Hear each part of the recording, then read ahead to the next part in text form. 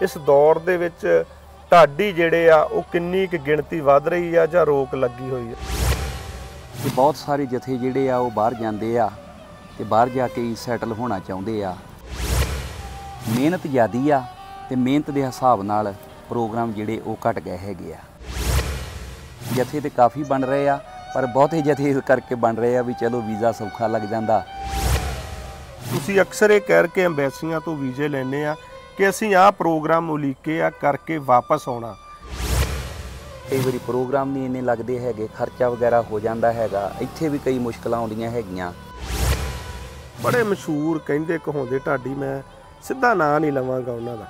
अज संगीत दा माहौल आ गया, ओही वैसटर्न म्यूजिक ਜਿਹੜੇ ਕਿ ਕਲਾਕਾਰ ਜਿਹਦੇ ਤੇ ਗਾਣੇ ਗਾਉਂਦੇ ਆ ਉਸੇ ਹੀ ਵੈਸਟਰਨ ਮਿਊਜ਼ਿਕ ਦੇ ਕਲਚਰ ਨੂੰ ਜਿਹੜਾ ਢਾਡੀਆਂ ਨੇ ਅਪਣਾ ਲਿਆ। ਸ਼ਾਇਦ ਤੁਸੀਂ ਸਮਝ ਗਏ ਹੋਵੋਗੇ, ਮੈਂ ਤਾਂ ਹੁਣ ਉਹਨਾਂ ਨੂੰ ਗੀਤ ਹੀ ਕਵਾਂਗਾ, ਪ੍ਰਚਾਰ ਨਹੀਂ ਰਹਿ ਗਿਆ, ਉਹ ਸੁਣੇ ਜਾਂਦੇ ਆ। ਉਹਨਾਂ ਬਾਰੇ ਤੁਹਾਡਾ ਕੀ ਕਹਿਣਾ? ਢਾਡੀ ਤੇ ਫਿਰ ਢਾਡੀ ਆ ਨਾ, ਢਾਡੀ ਢਾਡੀ ਵਾਰਾਂ ਗਾਵੇ, ਢਾਡੀ ਢਾਡੀ ਕਲਾ ਨੂੰ ਗਾਵੇ। ਜਿੰਨੇ ਵੀ ਵਿਸ਼ਵ ਦੇ ਵਿੱਚ ਢਾਡੀ ਵਸਦੇ ਆ ਉਹਨਾਂ ਦੇ ਚਰਨਾਂ ਵਿੱਚ ਮੇਰੇ ਵੱਲੋਂ ਨਿਮਰਤਾ ਸਹਿਤ ਹੱਥ ਜੋੜ ਕੇ ਬੇਨਤੀ ਹੈ ਕਿ ਇਹ ਕਲਾ ਸਿੱਖ ਜ਼ਰੂਰ ਲਵੋ। ਇਹਨਾਂ ਢਾਡੀਆਂ ਦੀ ਕੋਈ ਸਭਾ ਬਣੀ ਹੋਈ ਆ ਜਿਹੜੀ ਇੱਕ ਦੂਜੇ ਦੀ ਮਦਦ ਕਰਦੀ ਆ, ਜਾਂ ਸ਼੍ਰੋਮਣੀ ਕਮੇਟੀ ਦਾ ਤੁਹਾਡੇ ਨਾਲ ਕਿ ਜਿਹਾ ਹੈ ਕੋਈ ਟਾਈ ਅਪ ਜਿਹੜੀ ਤੁਹਾਡੀ ਆਰਥਿਕ ਮਦਦ ਹੁੰਦੀ ਹੋਵੇ? ਸ਼੍ਰੋਮਣੀ ਕਮੇਟੀ ਵੱਲੋਂ ਤੇ ਨਹੀਂ ਕੁਝ ਵੀ ਹੈਗਾ ਜੀ। ਜਿਵੇਂ ਕਿਸੇ ਢਾਡੀ ਦਾ ਐਕਸੀਡੈਂਟ ਹੋ ਗਿਆ, थोड़े थोड़े पैसे अपने तौर पर इकट्ठे करके तो उन्होंने दे आने, उसकी हैल्प करे आनी। कोई भी ढाडी सिंह बीबियां दा जत्था है चाहे भरावां दा जत्था मिल पवे सही तो मैं तो मतलब उहदे लई सारा कुछ निछावर कर देना जी। जहाज़ां उड़दे, जहाज़ां ही सरंगियां वजाइयां, तुहाडे देश विच आण के डबल डैकर ट्रेनां दे विच सरंगियां वजाइयां, समुद्रां दीयां बंदरगाहां ते जाके सरंगियां वजाइयां।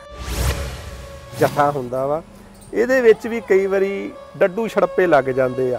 ਜਿਹੜਾ ਤੁਹਾਡੀ ਅੱਜ ਸੱਜੇ ਪਾਸੇ ਖੜਾ ਉਹ ਕੱਲ ਨੂੰ ਦੂਸਰੀ ਸਟੇਜ ਤੇ ਕਿਸੇ ਹੋਰ ਨਾਲ ਵੇਖਿਆ ਜਾਂਦਾ। ਵਾਹਿਗੁਰੂ ਦੇ ਚਰਨਾਂ 'ਚ ਇਹੋ ਹੀ ਅਰਦਾਸ ਆ ਵੀ ਜੇ ਕੋਈ ਜਥਾ ਬਣ ਜਾਵੇ ਤੇ ਉਹ ਜਿੰਨਾ ਚਿਰ ਫਿਰ ਉਹਨਾਂ ਨੇ ਗਾਉਣਾ ਫਿਰ ਉਹ ਇਕੱਠੇ ਹੀ ਗਾਉਣ, ਕਿਉਂਕਿ 4 ਸਾਲ ਲੱਗ ਜਾਂਦੇ ਜੀ ਜਥਾ ਬਣਨ ਨੂੰ। ਮੈਨੂੰ ਤੁਹਾਡੀਆਂ ਗੱਲਾਂ ਤੋਂ ਇਹ ਲੱਗ ਰਿਹਾ ਵੀ ਢਾਡੀ ਸਿੰਘ ਵੀ ਥੋੜੇ ਜਿਹਾ ਲਾਲਚੀ ਹੋ ਗਏ ਆ। ਸਕੂਟਰ ਦੇ ਉੱਤੇ ਜਾ ਕੇ ਤੇ ਪ੍ਰੋਗਰਾਮ ਨਹੀਂ ਲੱਗਦਾ। ਪੁੱਤਰ ਗੁੜ ਤੇ ਵੀ ਗਾਇਆ, फिर कहते लड्डूआं दी भाजी ते भी गाया। मतलब किद्दां दे समय सी। अज पढ़िया लिखिया जोगा साड़ियां बड़ियां प्यारियां प्यारियां बच्चियां चंगे जथियां दे विच चंगा नाम खट रहीआं, प्रचारक बन के आ गईआं। दुआबे नूं ढाडियां ते माण है ते ढाडियां नूं दुआबे ते माण है। मालवे दे विच कवीशरी मन्नी गई ही, फिर ढोलकियां वाले बाबे आ गए। मालवे दे विच जथे बहुत सी पर हुण मालवे दे विच जथे घट गए, गाउण वाले ज़्यादा हो गए।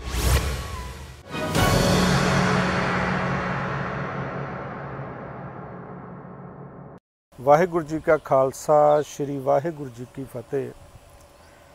ਮੈਂ ਹਾਂ ਸਾਬੀ ਚੀਨੀਆ ਤੇ ਅਕਸਰ ਤੁਹਾਡੇ ਲਈ ਇਟਲੀ ਤੋਂ ਇਮੀਗ੍ਰੇਸ਼ਨ ਨਾਲ ਸੰਬੰਧਿਤ ਮਸਲਿਆਂ ਤੇ ਇਟਲੀ ਵਿੱਚ ਵਸਦੇ ਸਿੱਖਾਂ ਦੀਆਂ ਕਾਰਵਾਈਆਂ, ਚਾਹੇ ਉਹ ਧਰਮ ਰਜਿਸਟ੍ਰੇਸ਼ਨ ਨੂੰ ਲੈ ਕੇ ਹੋਣ ਤੇ ਚਾਹੇ ਉਹ ਉੱਥੇ ਸਜਾਏ ਜਾਣ ਵਾਲੇ ਨਗਰ ਕੀਰਤਨ ਹੋਣ ਤੇ ਚਾਹੇ ਕੋਈ ਖੇਡ ਮੇਲੇ ਹੋਣ, ਅਕਸਰ ਤੁਸੀਂ ਉਹਨਾਂ ਦੇ ਵਿੱਚ ਸਾਨੂੰ ਵੇਖਦੇ ਹੋ। ਅਕਸਰ ਉਹਨਾਂ ਮੇਲਿਆਂ ਦੀਆਂ ਕਵਰੇਜ ਕਰਕੇ ਤੁਹਾਡੇ ਤੱਕ ਪਹੁੰਚਾਉਂਦੇ ਆ ਤੇ ਮੇਰੀ ਕੋਸ਼ਿਸ਼ ਹੁੰਦੀ ਆ ਕਿ ਹਰ ਉਹ ਮਸਲਾ ਜਿਹੜਾ ਉਹ ਸਿੱਖ ਸੰਗਤਾਂ ਦੀ ਕਚਹਿਰੀ ਦੇ ਵਿੱਚ ਰੱਖਿਆ ਜਾਵੇ, ਜਿਸ ਨੂੰ ਕਿ ਤੁਸੀਂ ਵਿਦੇਸ਼ ਵਿੱਚ ਬੈਠ ਕੇ ਆਪਣੇ ਦੇਸ਼ ਪ੍ਰਤੀ ਪੂਰੀ ਜਿਹੜੀ ਜਾਣਕਾਰੀ ਆ ਉਹ ਲੈ ਸਕੋ। ਸੋ ਸਬੱਬ ਬਣਿਆ ਸੀ ਮੇਰੀ ਇੰਡੀਆ ਫੇਰੀ ਦੌਰਾਨ ਪਵਿੱਤਰ ਨਗਰੀ ਸੁਲਤਾਨਪੁਰ ਲੋਧੀ, ਜਿਹਨੂੰ ਕਿ ਅਸੀਂ ਧੰਨ ਗੁਰੂ ਨਾਨਕ ਸਾਹਿਬ ਦੀ ਚਰਨ ਛੋਹ ਪ੍ਰਾਪਤ ਨਗਰੀ ਆਖਦੇ ਹਾਂ। ਬਿਲਕੁਲ ਉਸ ਦੇ ਨਾਲ ਹੀ ਪੰਥ ਦੇ ਮਸ਼ਹੂਰ ਢਾਡੀ ਮੇਜਰ ਸਿੰਘ ਜੀ ਖਾਲਸਾ, ਜਿਹੜੇ ਕਿ ਮੇਰੇ ਗੁਰਾਈ ਵੀ ਨੇ, ਮੇਰੇ ਪਿੰਡ ਗਿੱਦੜ ਪਿੰਡੀ ਤੋਂ ਉਹਨਾਂ ਦਾ ਪਿੰਡ ਚਿੰਨਣਵਿੰਡੀ ਕੋਈ ਕਿਲੋਮੀਟਰ ਦੀ ਦੂਰੀ 'ਤੇ ਆ। ਤੇ ਅੱਜ ਉਹਨਾਂ ਦੇ ਨਾਲ ਮੁਲਾਕਾਤ ਹੋਣ ਜਾ ਰਹੀ ਆ। ਅਸੀਂ ਉਹਨਾਂ ਦੇ ਗ੍ਰਹਿ ਆਏ ਆ ਤੇ ਆਓ ਕੁਝ ਗੱਲਾਂ ਬਾਤਾਂ ਕਰਦੇ ਹਾਂ ਢਾਡੀ ਮੇਜਰ ਸਿੰਘ ਜੀ ਖਾਲਸਾ ਹੁਣਾਂ ਦੇ ਨਾਲ। ਖਾਲਸਾ ਜੀ, ਸਭ ਤੋਂ ਪਹਿਲਾਂ ਵਾਹਿਗੁਰੂ ਜੀ ਕਾ ਖਾਲਸਾ, ਵਾਹਿਗੁਰੂ ਜੀ ਕੀ ਫਤਿਹ ਜੀ। ਫਤਿਹ ਜੀ, ਜੀ ਆਇਆਂ ਨੂੰ ਵੀਰ ਜੀ। ਸੋ ਇਹ ਹਨ ਢਾਡੀ ਮੇਜਰ ਸਿੰਘ ਜੀ ਖਾਲਸਾ, ਜਿਨ੍ਹਾਂ ਨੇ, ਜੇ ਮੈਂ ਇਹਨਾਂ ਦੀ ਗੱਲ ਕਰਾਂ ਪੁਰਾਤਨ, ਉਸ ਸਮੇਂ ਵਿੱਚ ਢਾਡੀ ਕਲਾ ਜਿਹੜੀ ਸ਼ੁਰੂ ਕੀਤੀ ਸੀ ਢਾਡੀ ਵਾਰਾਂ ਰਾਹੀਂ, ਉਸ ਸਮੇਂ ਵਿਦੇਸ਼ਾਂ ਦੇ ਦੌਰੇ ਲਾਏ ਨੇ। ਜਦੋਂ ਕੋਈ ਪੰਜਾਬ ਤੋਂ ਟਾਵਾਂ ਢਾਡੀ ਜਿਹੜਾ ਉਹ ਬਾਹਰ ਗਾਉਣ ਜਾਣਾ ਚਾਹੁੰਦਾ ਸੀਗਾ। ਸੋ ਮੈਂ ਇਹਨਾਂ ਨੂੰ ਕੋਈ ਥੋੜ੍ਹੇ ਜਿਹੀਆਂ ਸੰਖੇਪ ਜਿਹੀਆਂ ਗੱਲਾਂ ਆਪਣੇ ਪ੍ਰੋਗਰਾਮ ਸਿੱਧੀਆਂ ਗੱਲਾਂ ਰਾਹੀਂ ਕਰਦਾ ਹੁੰਦਾ ਵਾਂ, ਤੇ ਮੈਂ ਸਿੱਧੇ ਜਿਹਾ ਇਹਨਾਂ ਨੂੰ ਸਵਾਲ ਕਰਾਂਗਾ ਤੇ ਸਿੱਧੇ ਇਹਨਾਂ ਕੋਲ ਜਵਾਬ ਲਵਾਂਗੇ। ਖਾਲਸਾ ਜੀ, ਅੱਜ ਦਾ ਜਿਹੜਾ ਮੌਜੂਦਾ ਦੌਰ ਆ, ਇਸ ਦੌਰ ਦੇ ਵਿੱਚ ਢਾਡੀ ਜਿਹੜੇ ਆ ਉਹ ਕਿੰਨੀ ਕੁ ਗਿਣਤੀ ਵੱਧ ਰਹੀ ਆ ਜਾਂ ਰੋਕ ਲੱਗੀ ਹੋਈ ਆ? ਸਭ ਤੋਂ ਪਹਿਲਾਂ ਤੇ ਆਪ ਜੀ ਨੂੰ ਸਾਹਿਬ ਸ੍ਰੀ ਗੁਰੂ ਨਾਨਕ ਦੇਵ ਜੀ ਦੀ ਚਰਨ ਛੋਹ ਪਾਵਨ ਧਰਤੀ ਸੁਲਤਾਨਪੁਰ ਲੋਧੀ ਤੇ ਜੀਓ ਆਇਆਂ ਨੂੰ ਜੀ, ਔਰ ਸਾਰੇ ਦਰਸ਼ਕਾਂ ਨੂੰ ਵਾਹਿਗੁਰੂ ਜੀ ਕਾ ਖਾਲਸਾ ਵਾਹਿਗੁਰੂ ਜੀ ਕੀ ਫਤਿਹ। ਸੋ ਆਪ ਜੀ ਨੇ ਸਵਾਲ ਕੀਤਾ ਹੈ ਕਿ ਮੌਜੂਦਾ ਦੌਰ ਵਿੱਚ ਜੀ ਢਾਡੀ ਸਿੰਘਾਂ ਦੀ, ਢਾਡੀ ਸਿੰਘਣੀਆਂ ਦੀ ਗਿਣਤੀ ਵੱਧ ਰਹੀ ਜਾਂ ਘਟ ਰਹੀ ਆ?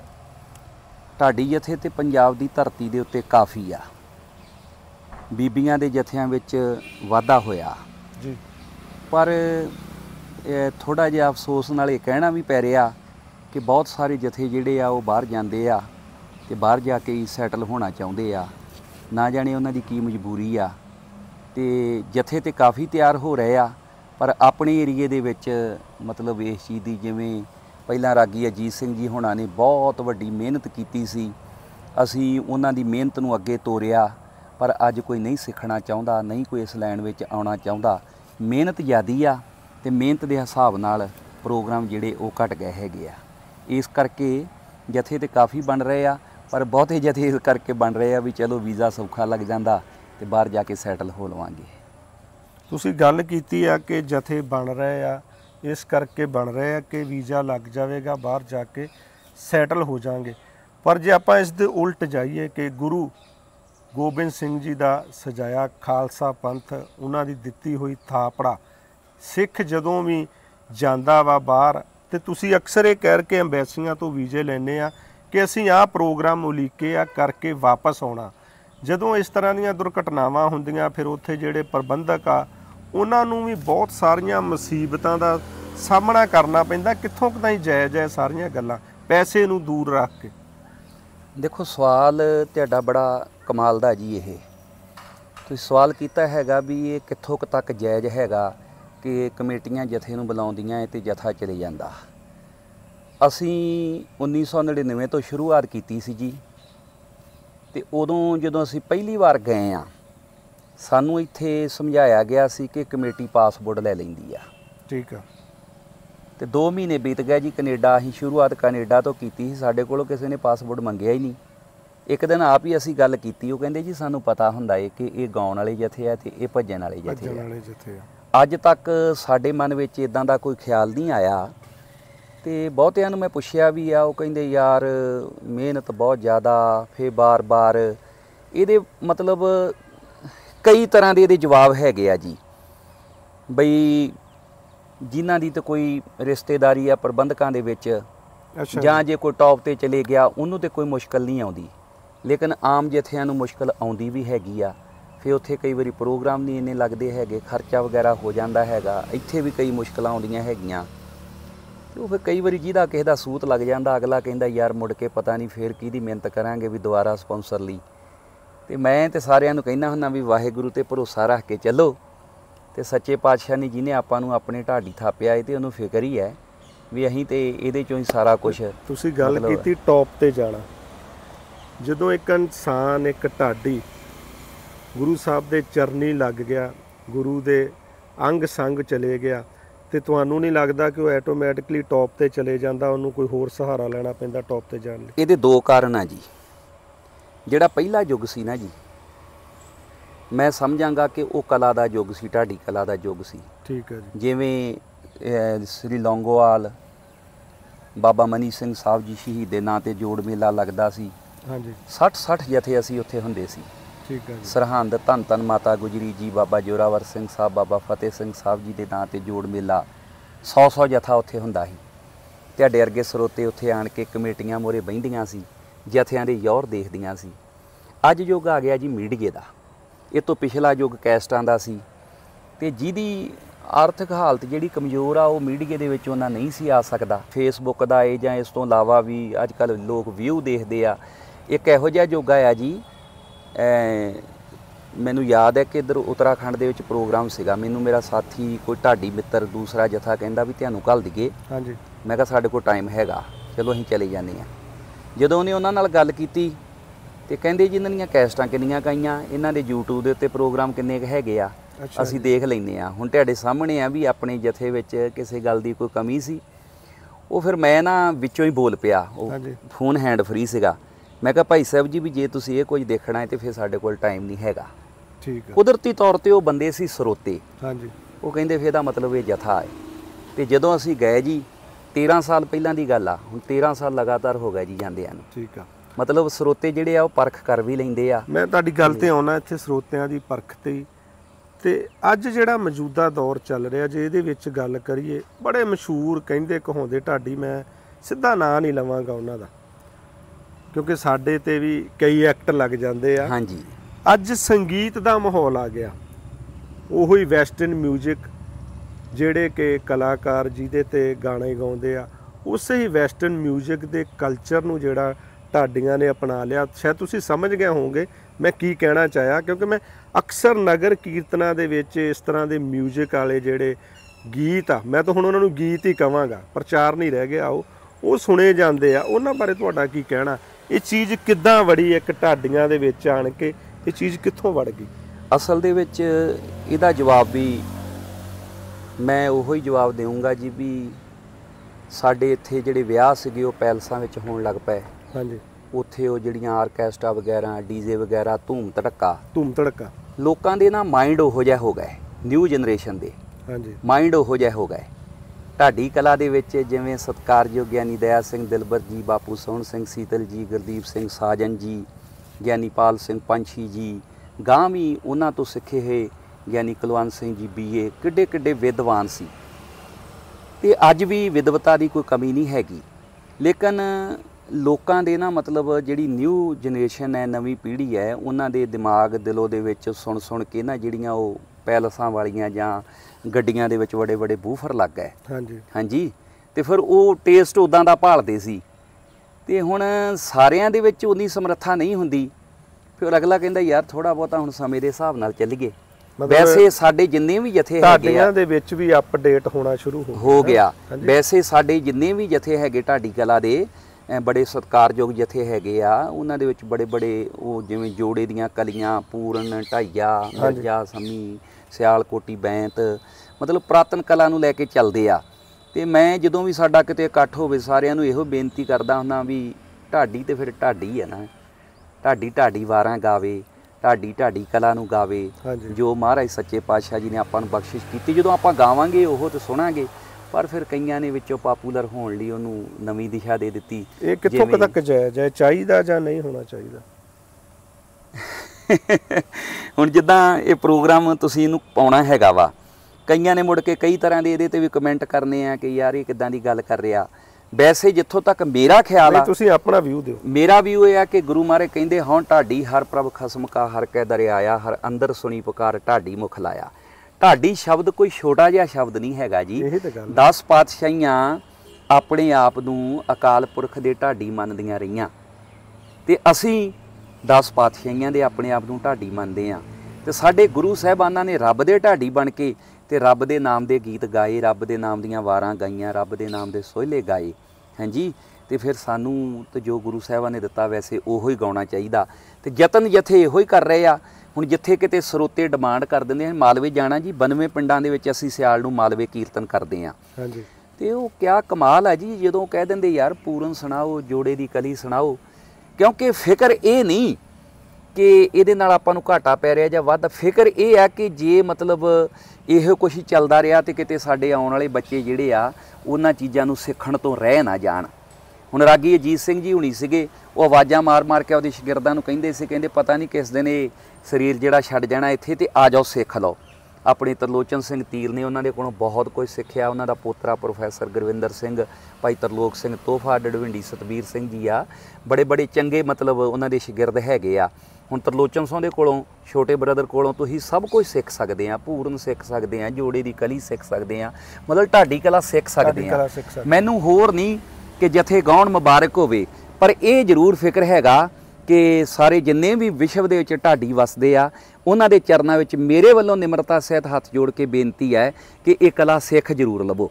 ਗਾਓ ਜੋ ਮਰਜੀ, ਜਿੱਦਾਂ ਮਰਜੀ ਗਾਓ, ਤੇ ਇਹ ਕਲਾ ਸਿੱਖੀ ਹੋਊਗੀ, ਫਿਰ ਕਲਾ ਮਰੂਗੀ ਨਹੀਂ, ਗਾਂ ਕਿਤੇ ਬੱਚਿਆਂ ਨੂੰ ਵੀ ਸਿਖਾ ਜਾਓ। ਆਹ ਵੱਡਾ ਫਿਕਰ ਹੈਗਾ ਵੀ ਕਿਤੇ ਤੇ ਮਰਨੀ ਨਹੀਂ ਗੇ ਹੈਗੀ ਜੀ ਇਹ, ਕਿਉਂਕਿ ਇਹ ਕਲਾ ਦੁਨੀਆ ਦੇ ਵਾਲੀ ਗੁਰੂ ਹਰਗੋਬਿੰਦ ਸਾਹਿਬ ਜੀ ਨੇ ਸਿੱਖ ਸਟੇਜ ਤੇ ਲੈ ਕੇ ਆਂਦੀ, ਤੇ ਜਿਹਨੂੰ ਪਰਮੇਸ਼ਰ ਨੇ, ਅਕਾਲ ਪੁਰਖ ਨੇ, ਵਾਹਿਗੁਰੂ ਨੇ ਸਿੱਖ ਸਟੇਜ ਦੇ ਉੱਤੇ ਲੈ ਕੇ ਆਂਦਾ ਹੋਵੇ, ਸਤਿਗੁਰੂ ਗੁਰੂ ਹਰਗੋਬਿੰਦ ਸਾਹਿਬ ਜੀ ਨੇ, ਉਹ ਕਿਵੇਂ ਮਰ ਸਕਦੀ ਹੈ? ਮਰ ਸਕਦਾ। ਸੋ ਖਾਲਸਾ ਜੀ, ਮੇਰਾ ਅਗਲਾ ਸਵਾਲ ਇਹ, ਆਪਾਂ ਗੱਲ ਕਰਦੇ ਆ ਦੁਆਬੇ ਦੀ। ਜਦੋਂ ਦੁਆਬੇ ਦੀ ਗੱਲ ਆਉਂਦੀ ਆ ਤੇ ਲੋਹੀਆਂ ਔਰ ਸੁਲਤਾਨਪੁਰ ਹਲਕਿਆਂ ਦੀ ਗੱਲ ਆਉਂਦੀ ਆ, ਥੋੜਾ ਜਿਹਾ ਮੈਨੂੰ ਵਿਸਤਾਰ ਪੂਰਵਕ ਦੱਸੋ ਕਿ ਇਸ ਹਲਕੇ ਦੀ ਢਾਡੀ ਕਲਾ ਨੂੰ ਕੀ ਦੇਣਾ, ਕਿਉਂਕਿ ਮੈਂ ਚਾਹੁੰਦਾ ਕਿ ਲੋਕ ਜਾਣ ਸਕਣ ਕਿ ਕਿਸ ਹਲਕੇ ਦੇ ਵਿੱਚੋਂ ਸਭ ਤੋਂ ਵੱਧ ਜਿਹੜੇ ਢਾਡੀ ਆ, ਜਿਹੜੇ ਉਸਤਾਦ ਢਾਡੀ ਆ, ਉਹ ਪੈਦਾ ਹੋਏ ਆ। ਥੋੜਾ ਜਿਹਾ ਇਹਦੇ ਬਾਰੇ ਵੀ ਜਾਣਕਾਰੀ ਦਿਓ। ਮੇਰਾ ਇਸ਼ਾਰਾ ਨਵਾਂ ਪਿੰਡ ਦੋਨੇਵਾਲ ਵੱਲ। ਹਾਂਜੀ, ਕਿ ਸਿੱਖ ਜਗਤ ਵਿੱਚ ਸੰਗੀਤ ਦੀ ਸ਼ੁਰੂਆਤ ਤੇ ਹੋਈ ਆ ਅਕਥਪੁਰਾ, ਜਿਹਨੂੰ ਆਪਾਂ ਭਰੋਆਣਾ ਕਹਿੰਦੇ ਆ, ਗੁਰਦੁਆਰਾ ਸ੍ਰੀ ਰਵਾਬਸਰ ਸਾਹਿਬ ਤੋਂ ਭਾਈ ਮਰਦਾਨਾ ਜੀ ਨੂੰ ਬਾਬਾ ਫੇਰੂ ਫਰੰਦਾ ਜੀ ਤੋਂ ਰਵਾਬ ਪ੍ਰਾਪਤ ਹੋਈ ਤੇ ਸੰਗੀਤ ਦਾ ਗੁਣ ਪ੍ਰਾਪਤ ਹੋਇਆ। ਉਸ ਤੋਂ ਬਾਅਦ ਸਮਾਂ ਆਪਣੀ ਚਾਲੇ ਚੱਲਦਾ ਗਿਆ ਤੇ ਇਹ ਸਭ ਤੋਂ ਵੱਡੀ ਦੇਣ ਜਿਹੜੀ ਸੀਗੀ ਸਤਿਕਾਰਯੋਗ ਪਰਮ ਪੂਜਿਆ ਵੱਡੇ ਉਸਤਾਦ ਢਾਡੀ ਕਲਾ ਦੇ ਉਸਤਾਦਾਂ ਦੇ ਉਸਤਾਦ ਬਾਪੂ ਜੀ, ਬਾਪੂ ਅਮਰ ਸਿੰਘ ਸਾਹਿਬ ਜੀ ਸਿੱਧੂਪੁਰ ਵਾਲੇ, ਹਾਂਜੀ, ਜਿਹੜੇ ਪਾਕਿਸਤਾਨ ਦੇ ਲੈਲਪੁਰ ਜ਼ਿਲ੍ਹੇ ਦੇ ਚੱਕ ਨੰਬਰ 58 ਦੇ ਵਿੱਚੋਂ ਧੰਨ ਬਾਬਾ ਨੱਥਾ ਜੀ, ਧੰਨ ਬਾਬਾ ਅਬਦੁੱਲਾ ਜੀ, ਗੁਰੂ ਹਰਗੋਬਿੰਦ ਸਾਹਿਬ ਦੇ ਪਿਆਰੇ ਸਾਡੇ ਵੱਡੇ ਉਸਤਾਦ ਢਾਡੀ, ਜਿਹੜੇ ਉਹਨਾਂ ਦੀ ਔਲਾਦ ਕੋਲੋਂ ਇਹ ਕਲਾ ਸਿੱਖ ਕੇ ਤੇ ਕੇਵਲ ਸਰੰਗੀ ਲੈ ਕੇ ਸਿੱਧੂਪੁਰ ਆ ਗਏ ਸੀ, ਪਾਕਿਸਤਾਨ ਦੇ ਲੈਲਪੁਰ ਜ਼ਿਲ੍ਹੇ ਦੇ ਚੱਕ ਨੰਬਰ 58 ਚੋਂ। ਉਹਨਾਂ ਦੀਆਂ ਨਜ਼ਰਾਂ ਵਿੱਚ ਫਿਰ ਪ੍ਰਵਾਨ ਹੋਏ ਰਾਗੀ ਅਜੀਤ ਸਿੰਘ ਜੀ। ਉਹਨਾਂ ਨੇ ਫਿਰ ਉਹਨਾਂ ਨੂੰ ਐਂ ਤਸੱਲੀ ਦੇ ਨਾਲ ਇਹ ਗੁਣ ਸਿਖਾਇਆ। ਗਾਂ ਰਾਗੀ ਅਜੀਤ ਸਿੰਘ ਜੀ ਨੇ ਫਿਰ ਬਹੁਤ ਬੂਟੇ ਲਾਏ। ਸੋ ਆਪਾਂ ਗੱਲ ਕਰ ਰਹੇ ਸੀ ਢਾਡੀ ਕਲਾ ਨੂੰ ਲੈ ਕੇ। ਜਿੱਥੋਂ ਤੱਕ ਮੈਨੂੰ ਪਤਾ ਕਿ ਜਦੋਂ ਵੀ ਕੋਈ ਤੁਹਾਡੀ ਕਹਿ ਲਈਏ ਜਾਂ ਕੋਈ ਕੀਰਤਨ ਵਾਲਾ ਹੁੰਦਾ, ਉਹ ਟੌਪ ਤੇ ਹੁੰਦਾ ਜਦੋਂ ਉਹਨੂੰ ਕਿ ਧੜਾ ਧੜ ਪ੍ਰੋਗਰਾਮ ਮਿਲ ਰਹੇ ਹੁੰਦੇ ਆ। ਪਰ ਇੱਕ ਸਮੇਂ ਦੇ ਜਾ ਕੇ ਇਹ ਆਉਂਦਾ ਕਿ ਉਹ ਆਰਥਿਕ ਪੱਖੋਂ ਕਮਜ਼ੋਰ ਹੋ ਜਾਂਦਾ, ਪ੍ਰੋਗਰਾਮਾਂ ਦੀ ਗਿਣਤੀ ਘਟ ਜਾਂਦੀ, ਚਾਹੇ ਕਹਿ ਲਈਏ ਉਹਨੂੰ ਸੁਣਨ ਵਾਲੇ ਸਰੋਤੇ ਘਟ ਜਾਂਦੇ ਆ। ਤੇ ਆਰਥਿਕ ਪੱਖੋਂ ਕਮਜ਼ੋਰ ਹੋਣ ਦੀ ਸੂਰਤ ਵਿੱਚ ਇਹਨਾਂ ਢਾਡੀਆਂ ਦੀ ਕੋਈ ਸਭਾ ਬਣੀ ਹੋਈ ਆ ਜਿਹੜੀ ਇੱਕ ਦੂਜੇ ਦੀ ਮਦਦ ਕਰਦੀ ਆ, ਜਾਂ ਸ਼੍ਰੋਮਣੀ ਕਮੇਟੀ ਦਾ ਤੁਹਾਡੇ ਨਾਲ ਕਿ ਜਿਹਾ ਹੈ ਕੋਈ ਟਾਈ ਅਪ ਜਿਹੜੀ ਤੁਹਾਡੀ ਆਰਥਿਕ ਮਦਦ ਹੁੰਦੀ ਹੋਵੇ? ਸ਼੍ਰੋਮਣੀ ਕਮੇਟੀ ਵੱਲੋਂ ਤੇ ਨਹੀਂ ਕੁਝ ਵੀ ਹੈਗਾ ਜੀ। ਠੀਕ ਹੈ। ਸ਼੍ਰੋਮਣੀ ਕਮੇਟੀ ਦੇ ਵਿੱਚ ਉਹਨਾਂ ਦੇ ਆਪਣੇ ਕੋਈ ਕਵੀਸ਼ਰੀ ਜਥੇ ਥੋੜ੍ਹੇ ਉਹਨਾਂ ਦੇ ਕੋਲ ਹੈਗੇ ਆ, ਕੋਈ ਆਪਣੇ ਢਾਡੀ ਜਥੇ ਹੈਗੇ ਆ, ਤੇ ਉਹ ਹਿਸਾਬ ਦੇ ਨਾਲ ਆਪਣਾ ਕਰਦੇ ਹੈਗੇ ਆ। ਠੀਕ ਹੈ। ਦੂਸਰਾ ਜਿਹੜਾ ਇਹ ਹੈ ਜੀ ਵੀ ਬਸ ਇੱਦਾਂ ਹੀ ਕੰਮ ਪਰਮਾਤਮਾ ਦੀ ਕਿਰਪਾ ਨਾਲ ਹੀ ਚੱਲ ਰਿਹਾ ਜੀ। ਅਸੀਂ ਹੁਣ ਜਿੱਦਾਂ ਰਲ ਕੇ ਇੱਥੇ ਸਭਾ ਬਣਾਈ ਸੀ, ਤੇ ਜਿਵੇਂ ਕਿਸੇ ਢਾਡੀ ਦਾ ਐਕਸੀਡੈਂਟ ਹੋ ਗਿਆ, ਥੋੜ੍ਹੇ ਪੈਸੇ ਆਪਣੇ ਤੌਰ ਤੇ ਇਕੱਠੇ ਕਰਕੇ ਤੇ ਉਹਨੂੰ ਦੇ ਆਉਣੇ, ਉਹਦੀ ਹੈਲਪ ਕਰੇ ਆਉਣੀ। ਹਾਂਜੀ। ਤੇ ਜੇ ਕਹਿ ਲਈਏ ਵੀ ਮਤਲਬ ਹੁਣ ਜਿਵੇਂ ਕੋਈ ਚੰਗਾ ਢਾਡੀ ਆ, ਉਹਨੂੰ ਕੋਈ ਪ੍ਰੋਬਲਮ ਆ ਗਈ ਆ, ਉਹਨੇ ਆਪਣੇ ਜੀਵਨ ਦੇ ਵਿੱਚ ਜੋ ਕਮਾਇਆ ਉਹ ਆਪਣੇ ਤੌਰ ਦੇ ਉੱਤੇ ਹੀ ਹੈਗਾ ਜੀ, ਜਾਂ ਉਹਦੇ ਕਿਸੇ ਨਾਲ ਕੋਈ ਥੋੜ੍ਹੇ ਬਹੁਤੇ ਰਿਲੇਸ਼ਨ ਹੈਗੇ ਆ, ਇਹ ਜਿਹੇ ਰਿਲੇਸ਼ਨ ਉਹਦੀ ਕੋਈ ਹੈਲਪ ਕਰ ਦਿੰਦਾ ਹੈਗਾ। ਜੇ ਕਹੀਏ ਵੀ ਬਾਹਰੋਂ ਜਾਂ ਕਿਸੇ ਤਰ੍ਹਾਂ ਕੋਈ ਮਦਦ ਮਿਲਦੀ, ਇੱਦਾਂ ਦੀ ਕੋਈ ਮਦਦ ਕਿਤਿਓਂ ਵੀ ਨਹੀਂ ਮਿਲਦੀ। ਅੱਜ ਕੱਲ੍ਹ ਛੋਟੇ ਬੱਚੇ ਜਿਹੜੇ ਆ, ਜੇ ਮੈਂ ਗੱਲ ਕਰਾਂ ਪਿਛਲੇ 5-7 ਸਾਲਾਂ ਤੋਂ ਪੰਜਾਬ ਦੇ ਵਿੱਚ ਦਸਤਾਰ ਸਜਾਉਣ ਦਾ ਇੱਕ ਜਿਹੜਾ ਟ੍ਰੈਂਡ ਆ ਉਹ ਬੜੇ ਵੱਡੇ ਪੱਧਰ ਤੇ ਵਧਿਆ। ਤੇ ਨਾਲ ਦੀ ਨਾਲ ਜਿਹੜੇ ਛੋਟੇ ਬੱਚੇ ਆ, ਖਾਸ ਕਰਕੇ ਮੈਂ ਚੀਜ਼ ਵਿਦੇਸ਼ੀ ਧਰਤੀ ਤੇ ਜ਼ਰੂਰ ਵੇਖੀ ਆ ਕਿ ਉਹ ਗੁਰੂ ਵੱਲ ਨੂੰ ਲੱਗੇ ਆ, ਗੁਰੂ ਦੇ ਲੜ ਲੱਗੇ ਆ, ਔਰ ਬੱਚੇ ਢਾਡੀ ਬਣਨਾ ਚਾਹੁੰਦੇ ਆ, ਬੱਚੇ ਗੱਤਕਾ ਸਿੱਖਣਾ ਚਾਹੁੰਦੇ ਆ। ਤੁਹਾਡੇ ਕੋਲ ਸਾਲਾਂ ਬੱਧੀ ਜਿਹੜਾ ਐਕਸਪੀਰੀਅੰਸ ਆ, ਥੋੜਾ ਜਿਹਾ ਮੈਨੂੰ ਦੱਸੋ ਕਿ ਜੇ ਇੱਕ ਕੋਈ ਬੱਚਾ ਜਿਹਨੂੰ ਆਪਾਂ ਇੰਟੈਲੀਜੈਂਟ ਮੰਨਦੇ ਆ, ਉਹ ਢੱਡ ਸਿੱਖਣੀ ਚਾਹਵੇ, ਉਹ ਇਸ ਪਾਸੇ ਵੱਲ ਨੂੰ ਆਉਣਾ ਚਾਹਵੇ, ਤੇ ਇੱਕ ਗੱਲ ਆਪਾਂ ਇਹ ਵੀ ਕਹਿ ਦਿੰਦੇ ਕਿ ਸਿੱਖਿਆ ਕਦੇ ਨਹੀਂ ਜਾਂਦਾ, ਬੰਦਾ ਸਾਰੀ ਉਮਰ ਸਿੱਖਦਾ ਰਹਿੰਦਾ, ਪਰ ਇੱਕ ਢਾਡੀ ਕਿੰਨੇ ਕੁ ਸਮੇਂ 'ਚ ਤਿਆਰ ਹੋ ਜਾਂਦਾ? ਦੇਖੋ ਜੀ, ਇਹ ਸਿਖਾਉਣ ਵਾਲੇ ਦੇ ਉੱਤੇ ਡਿਪੈਂਡ ਕਰਦਾ। ਜਿਵੇਂ ਹੁਣ ਜਿੱਦਾਂ ਬਾਪੂ ਜੀ ਦਾ ਪੋਤਰਾ ਗੁਰਵਿੰਦਰ ਸਿੰਘ ਹੈ, ਉਹਨੇ ਡਬਲ MA ਸੰਗੀਤ ਦੇ ਵਿੱਚ ਕੀਤੀ ਆ। ਉਹਦਾ ਸਿਖਾਉਣ ਦਾ ਇੱਕ ਬਹੁਤ ਬਹੁਤ ਕਮਾਲ ਦਾ ਲਹਿਜਾ ਹੈਗਾ। ਆਪਣਾ ਬ੍ਰਦਰ ਤਰਲੋਚਨ ਸਿੰਘ ਹੈਗਾ, ਉਹਦਾ ਮਤਲਬ ਉਹਨੇ ਢਾਡੀ ਵੀ ਸਿੱਖੀ, ਸਰੰਗੀ ਵੀ ਸਿੱਖੀ, ਬਾਪੂ ਰਾਗੀ ਅਜੀਤ ਸਿੰਘ ਜੀ ਹੁਣਾਂ ਦੇ ਕੋਲੋਂ, ਭਗਤ ਸਿੰਘ ਰੁੜਕਾ ਜੀ ਹੁਣਾਂ ਦੇ ਕੋਲੋਂ, ਤੇ ਉਹਦਾ ਵੀ ਸਿਖਾਉਣ ਦਾ ਇੱਕ ਲਹਿਜਾ ਜਿਹੜਾ ਬਹੁਤ ਕਮਾਲ ਦਾ ਹੈਗਾ। ਹੋਰ ਵੀ ਬੜੇ ਕਾਬਲੇ ਗੌਰ ਉਸਤਾਦ ਹੈਗੇ ਆ। ਸਿੱਖਣ ਵਾਲਾ ਸਿੱਖੇ ਤੇ ਸਿਖਾਉਣ ਵਾਲਾ ਸਿਖਾਵੇ, ਤੇ 1 ਸਾਲ ਦੇ ਵਿੱਚ ਢਾਡੀ ਜਿਹੜਾ ਉਹ ਸਟੇਜ ਦੇ ਉੱਤੇ ਆ ਜਾਂਦਾ ਹੈਗਾ ਜੀ। ਤੇ ਹੁਣ ਕਈ ਅਮੀਰ ਘਰਾਂ ਦੇ ਵਿੱਚ ਅਸਲ ਦੇ ਵਿੱਚ ਜੀ ਇਹ ਕਲਾ ਇੱਕ ਇਹੋ ਜਿਹੀ ਕਲਾ ਏ, ਇਹਨੂੰ 2 ਤਰ੍ਹਾਂ ਦੇ ਲੋਕ ਸਿੱਖਦੇ ਆ। ਇੱਕ ਤੇ ਜਿਹੜਾ ਸਿੱਖਦਾ ਚਲੋ ਕਹਿੰਦਾ ਸਿੱਖ ਕੇ ਤੇ 4 ਪੈਸੇ ਕੋਈ ਕਮਾ ਲਾਂਗੇ, ਤੇ ਦੂਸਰਾ ਉਹ ਸਿੱਖਦਾ ਵਾ ਵੀ ਜਿਹਨੂੰ ਬਹੁਤ ਵੱਡਾ ਜਨੂਨ ਹੋਵੇ, ਜਿੱਦਾਂ ਮੇਰੇ ਅੰਦਰ ਇਹ ਮੇਰਾ ਸਵਾਲ ਹੀ ਇਹ ਸੀਗਾ ਹਾਂਜੀ ਕਿ ਸ਼ੌਂਕ ਲਈ ਸਿੱਖਣਾ ਚਾਹੀਦਾ ਜਾਂ ਪੈਸੇ ਕਮਾਉਣ ਲਈ ਸਿੱਖਣਾ ਚਾਹੀਦਾ? ਦੇਖੋ ਜੀ, ਜੇ ਤੁਸੀਂ ਨਾ ਮਤਲਬ ਇਹਨੂੰ ਸ਼ੌਂਕ ਲਈ ਸਿੱਖਦੇ ਆ, ਸ਼ੌਂਕ ਵੀ ਹੋਵੇ ਮਤਲਬ ਗੁਰੂ ਮਹਾਰਾਜ ਸੱਚੇ ਪਾਤਸ਼ਾਹ ਦੇ ਚਰਨਾਂ ਨਾਲ ਜੁੜਨ ਦਾ, ਕਿ ਮੈਂ ਇਸ ਕਲਾ ਦੇ ਰਾਹੀਂ ਦੁਨੀਆ ਦੇ ਵਾਲੀਆ ਤੇਰੇ ਚਰਨਾਂ ਦੇ ਨਾਲ ਜੁੜ ਜਾਵਾਂ, ਤੇ ਫਿਰ ਉਹਨੂੰ ਧਿਆਇਆ ਜਾਵੇ, ਤੇ ਉਹ ਕਿਸੇ ਗੱਲ ਦੀ ਫਿਰ ਤੋਟ ਨਹੀਂ ਰਹਿਣ ਦਿੰਦਾ। ਗੁਰੂ ਸਤਿਗੁਰੂ ਦੇ ਅੱਜ ਵੀ ਮੌਜੂਦ ਆਏ, ਤੇ ਆਪਣੀ ਸੋਚ ਆ ਵੀ ਅਸੀਂ ਕਿੱਥੇ ਖੜੇ ਹੈਗੇ ਆ। ਤੇ ਅਸੀਂ ਤੇ ਜਦੋਂ ਵੀ ਘਰੋਂ ਤੁਰਦੇ ਆ, ਰਸਤੇ ਦੇ ਵਿੱਚ ਵੀ, ਪ੍ਰੋਗਰਾਮ ਦੇ ਵਿੱਚ ਵੀ, ਤੇ ਸੰਗਤ ਨੂੰ ਪਹਿਲੀ ਮੇਰੀ ਬੇਨਤੀ ਇਹ ਹੁੰਦੀ ਕਿ ਦੀਨ ਦੁਨੀ ਦੇ ਵਾਲੀ ਸਤਿਗੁਰੂ ਗ੍ਰੰਥ ਸਾਹਿਬ ਦੇ ਚਰਨਾਂ ਵਿੱਚ ਬੈਠੀ ਗੁਰੂ ਰੂਪੀ ਸਾਧ ਸੰਗਤ ਜੀਓ, ਕਿਉਂਕਿ ਗੁਰਬਾਣੀ ਕਹਿੰਦੀ ਹੈ ਵਿੱਚ ਸੰਗਤ ਹਰ ਪ੍ਰਭ ਵਸੈ ਜੀਓ। ਤੇ ਢਾਡੀ ਬਣ ਕੇ ਤੁਹਾਡੇ ਚਰਨਾਂ 'ਚ ਆਏ ਆ, ਤੇ ਤੁਹਾਨੂੰ ਪਰਮੇਸ਼ਰ ਦਾ ਰੂਪ ਜਾਣ ਕੇ, ਗੁਰੂ ਸਾਹਿਬਾਂ ਦੇ ਤੇ ਪਰਮੇਸ਼ਰ ਦੇ ਗੁਰ ਪਰਮੇਸ਼ਰ ਏਕੋ ਜਾਣ ਗੁਣ ਸੁਣਾਉਣ ਵਾਸਤੇ ਆਏ ਆ। ਤੇ ਬੇਨਤੀ ਹੈ ਵੀ ਇਹ ਹੁਣ ਸੁਣਿਓ। ਤੇ ਫਿਰ ਬੜਾ ਜੀ, ਕਿਉਂਕਿ ਮੇਰੀ ਤੇ ਮੈਡੀਕਲ ਲਾਈਨ ਸੀ, ਤੁਹਾਡੇ ਸਾਹਮਣੇ ਦੇਖ ਲਓ ਵੀ ਕਿੱਦਾਂ ਦੇ ਮਰੀਜ਼ ਅੱਜ ਵੀ ਪੂਰੀ ਦੁਨੀਆ ਦੇ ਵਿੱਚੋਂ ਇਲਾਜ ਕਰਾਉਣ ਵਾਸਤੇ ਆਉਂਦੇ ਆ। ਜਿਹੜੀ ਤੁਹਾਨੂੰ ਪ੍ਰਸਿੱਧੀ ਆ ਮੇਜਰ ਸਿੰਘ ਖਾਲਸਾ, ਅੱਜ ਪੰਜਾਬ ਦੇ ਜਦੋਂ ਢਾਡੀਆਂ ਦੀ ਗੱਲ ਚੱਲਦੀ ਆ, ਤੇ ਟੌਪ ਦੇ ਜਿਹੜੇ ਢਾਡੀ ਆ ਉਹਨਾਂ ਦੇ ਵਿੱਚ ਮੇਜਰ ਸਿੰਘ ਖਾਲਸਾ ਦਾ ਜਿਹੜਾ ਨਾਮ ਆ ਉਹ ਵੱਜਦਾ ਵਾ। ਕਿੰਨਾ ਕੁ ਸੰਤੁਸ਼ਟ ਆ ਆਪਦੀ ਜ਼ਿੰਦਗੀ ਤੋਂ, ਕਿੰਨਾ ਕੁ ਨਾਮ ਤੇ ਨਮਾਣਾ ਦਿੱਤਾ ਇਸ ਜਿਹੜੀ ਢਾਡੀ ਕਲਾ ਅਸਲ ਦੇ ਵਿੱਚ ਜੀ ਗੁਰੂ ਮਹਾਰਾਜ ਦੇ ਚਰਨਾਂ 'ਚ ਇਹੋ ਹੀ ਅਰਦਾਸ ਹੈ ਕਿ ਸਾਰੀ ਜ਼ਿੰਦਗੀ ਹੇ ਦੁਨੀਆ ਦੇ ਵਾਲੀ ਸਤਿਗੁਰੂ ਤੇਰੇ ਚਰਨਾਂ ਦੇ ਵਿੱਚੋਂ ਹੱਥ ਜੋੜ ਕੇ ਦਾਤ ਮੰਗੀ, ਤੇ ਤੁਸਾਂ ਨੇ ਇਹ ਝੋਲੀ 'ਚ ਪਾਈ। ਇਸ਼ਕ ਸੀ ਜੀ, ਜਿੱਥੇ ਅੱਜ ਵੀ ਮੈਨੂੰ ਕੋਈ ਢਾਡੀ ਸਿੰਘ, ਇਹ ਨਹੀਂ ਕਿ ਜਥਾ ਵੱਡਾ ਏ ਜਥਾ ਛੋਟਾ, ਕੋਈ ਵੀ ਢਾਡੀ ਸਿੰਘ ਬੀਬੀਆਂ ਦਾ ਜਥਾ ਏ ਚਾਹੇ ਭਰਾਵਾਂ ਦਾ ਜਥਾ ਮਿਲ ਪਵੇ ਸਹੀ, ਤੇ ਮੈਂ ਤੇ ਮਤਲਬ ਉਹਦੇ ਲਈ ਸਾਰਾ ਕੁਛ ਨਿਸ਼ਾਵਰ ਕਰ ਦਿੰਦਾ ਜੀ। ਵੀ ਸਤਿਕਾਰ ਹੈ ਕਿ ਇਸ ਢਾਡੀ ਸ਼ਬਦ ਦੇ ਵਿੱਚੋਂ, ਢਾਡੀ ਕਲਾ ਦੇ ਵਿੱਚੋਂ ਸਾਰਾ ਸੰਸਾਰ ਦੇਖਿਆ, ਤੇ ਇੰਨਾ ਮਾਣ ਮਿਲਿਆ, ਇੰਨਾ ਸਤਿਕਾਰ ਮਿਲਿਆ। ਇੱਦਾਂ ਦੀਆਂ ਸਟੇਜਾਂ ਕਿ ਜਿੱਥੇ ਵੱਡੇ ਲੋਕ ਵੀ 2 ਮਿੰਟ ਲਈ ਤਰਸਦੇ, ਅਸੀਂ 2-2 ਘੰਟੇ ਉੱਥੇ ਕੀਰਤਨ ਕੀਤਾ, ਕਿ ਉਸ ਵੇਲੇ ਫਿਰ ਇੱਕ ਬੜਾ ਆਨੰਦ ਬਣ ਜਾਂਦਾ ਜੀ। ਮਤਲਬ ਇੱਕ ਵੱਖਰੀ ਦੁਨੀਆ ਵਾ ਜੀ। ਮੈਂ ਤੇ ਬੇਨਤੀ ਕਰੂੰਗਾ ਕਿ ਜਿੰਨੇ ਵੀ ਸਰੋਤੇ ਆ ਨਾ, ਤੇ ਜੇ ਕਿਸੇ ਦੇ ਅੰਦਰ ਕੋਈ ਭਾਵਨਾ ਹੈ ਤੇ ਫਿਰ ਆਣ ਕੇ ਦੇਖੋ ਇਸ ਕਲਾ ਦੇ ਵਿੱਚ। ਅਸੀਂ ਜਹਾਜ਼ਾਂ ਉੱਡਦੇ, ਜਹਾਜ਼ਾਂ 'ਚ ਸਰੰਗੀਆਂ ਵਜਾਈਆਂ, ਤੁਹਾਡੇ ਦੇਸ਼ ਵਿੱਚ ਆਣ ਕੇ ਡਬਲ ਡੈਕਰ ਟ੍ਰੇਨਾਂ ਦੇ ਵਿੱਚ ਸਰੰਗੀਆਂ ਵਜਾਈਆਂ, ਸਮੁੰਦਰਾਂ ਦੀਆਂ ਬੰਦਰਗਾਹਾਂ ਤੇ ਜਾ ਕੇ ਸਰੰਗੀਆਂ ਵਜਾਈਆਂ। ਸਕੂਨ ਮਿਲਦਾ ਹੈ, ਆਨੰਦ ਹੀ ਆਨੰਦ ਆ ਜੀ। ਇਹ ਤੋਂ ਮੈਂ ਸਮਝਦਾ ਕਿ ਇਹ ਤੋਂ ਪਰੇ ਹੋਰ ਕਿਤੇ ਤੁਹਾਨੂੰ ਆਨੰਦ ਨਹੀਂ ਮਿਲ ਸਕਦਾ। ਤੁਹਾਡਾ ਕਹਿਣਾ ਇਹ ਆ ਕਿ ਜਿਹੜਾ ਵੀ ਕੋਈ ਕੰਮ ਅਸੀਂ ਦਿਲ ਤੋਂ ਕਰਦੇ ਆ, ਉਹ ਕਰਦਿਆਂ ਹੋਇਆਂ ਸਾਨੂੰ ਸਕੂਨ ਮਿਲਦਾ। ਇੱਕ ਗੱਲ ਹੋਰ ਦੱਸੋ ਕਿ ਅੱਜ ਤੱਕ ਕਿੰਨੀਆਂ ਕਿ ਕੈਸਟਾਂ ਜਾਂ ਸੀਡੀਆਂ ਆ ਗਈਆਂ ਤੁਹਾਡੀ ਮੇਜਰ ਸਿੰਘ ਹੋਣਾ ਦੀਆਂ? TCR ਕੰਪਨੀ ਦਿੱਲੀ ਵੱਲੋਂ ਵੀ ਕਾਫੀ ਰਿਕਾਰਡਿੰਗ ਹੋਈਆਂ ਜੀ, ਤੇ CTC ਲੁਧਿਆਣਾ ਵੱਲੋਂ ਵੀ, ਟੈਕਸਲਾ TV ਵੱਲੋਂ ਵੀ ਕਾਫੀ ਕੈਸਟਾਂ ਰਿਕਾਰਡ ਹੋਈਆਂ ਸੀ। ਫਿਰ ਕੈਸਟਾਂ ਦਾ ਯੁੱਗ, ਸੀਡੀਆਂ ਦਾ ਯੁੱਗ ਚਲੇ ਗਿਆ, ਫਿਰ YouTube ਦਾ ਯੁੱਗ ਆ ਗਿਆ। YouTube ਵੀ ਭਰੀ ਪਈ ਆ ਜੀ। ਆਪਣੇ ਕੋਲ ਤਾਂ ਟਾਈਮ ਹੀ ਨਹੀਂ ਹੁੰਦਾ, ਕਿਉਂਕਿ ਪ੍ਰੋਗਰਾਮ ਕੀਤਾ ਤੇ ਸੰਗਤ ਦੀ ਸੇਵਾ ਵਿੱਚ ਆਣ ਕੇ ਲੱਗ ਗਏ। ਬਹੁਤ ਸਾਰਾ ਇਹ ਵੀ ਇੱਕ ਅਕਾਲ ਪੁਰਖ ਦੀ ਵੱਡੀ ਬਖਸ਼ਿਸ਼ ਆ। ਕਈ ਲੋਕ ਕਹਿੰਦੇ ਆ ਕਿ ਡਾਕਟਰ ਕਹਿੰਦੇ ਆਪਰੇਟ ਹੋਏਗਾ ਗੋਡੇ ਦਾ ਜਾਂ ਲੱਤ ਦਾ ਜਾਂ ਇਹਦੇ ਤੇ ਇਦਾਂ ਕਰਨਾ ਪਵੇਗਾ, ਤੇ ਉਹ ਮਹਾਰਾਜ ਦੀ ਕਿਰਪਾ, ਟੁੱਟੀ ਲੱਤ ਪੱਟੀਆਂ ਲੈ ਕੇ ਸਿੱਧੀ ਕਰਕੇ ਬੰਨ੍ਹ ਦਿੱਤੀ, ਉਹ ਅਰਦਾਸ ਕਰਕੇ ਉੱਦਾਂ ਹੀ ਮੋਰਚੇ ਫਤਿਹ। ਬਾਕੀ ਆ ਜਿਹੜੇ ਅੰਗ ਕੱਟਣ, ਗੈਂਗਰੀਨ ਵਾਲੇ ਕਿੰਨੇ ਮਰੀਜ਼ ਅੱਜ ਦੀ ਡੇਟ 'ਚ ਵੀ ਆ ਰਿਹਾ, ਹੋਰ ਵੀ। ਇਹ ਬਹੁਤ ਵੱਡੀ ਅਕਾਲ ਪੁਰਖ ਦੀ ਕਿਰਪਾ। ਇਸ ਕਰਕੇ ਸੰਗਤਾਂ ਹੀ ਪ੍ਰੋਗਰਾਮ ਜਿਹੜਾ YouTube ਤੇ ਅਪਲੋਡ ਕਰ ਦਿੰਦੀਆਂ, ਤੇ ਸੰਗਤਾਂ ਹੀ ਸਰਵਣ ਕਰਦੀਆਂ ਜੀ।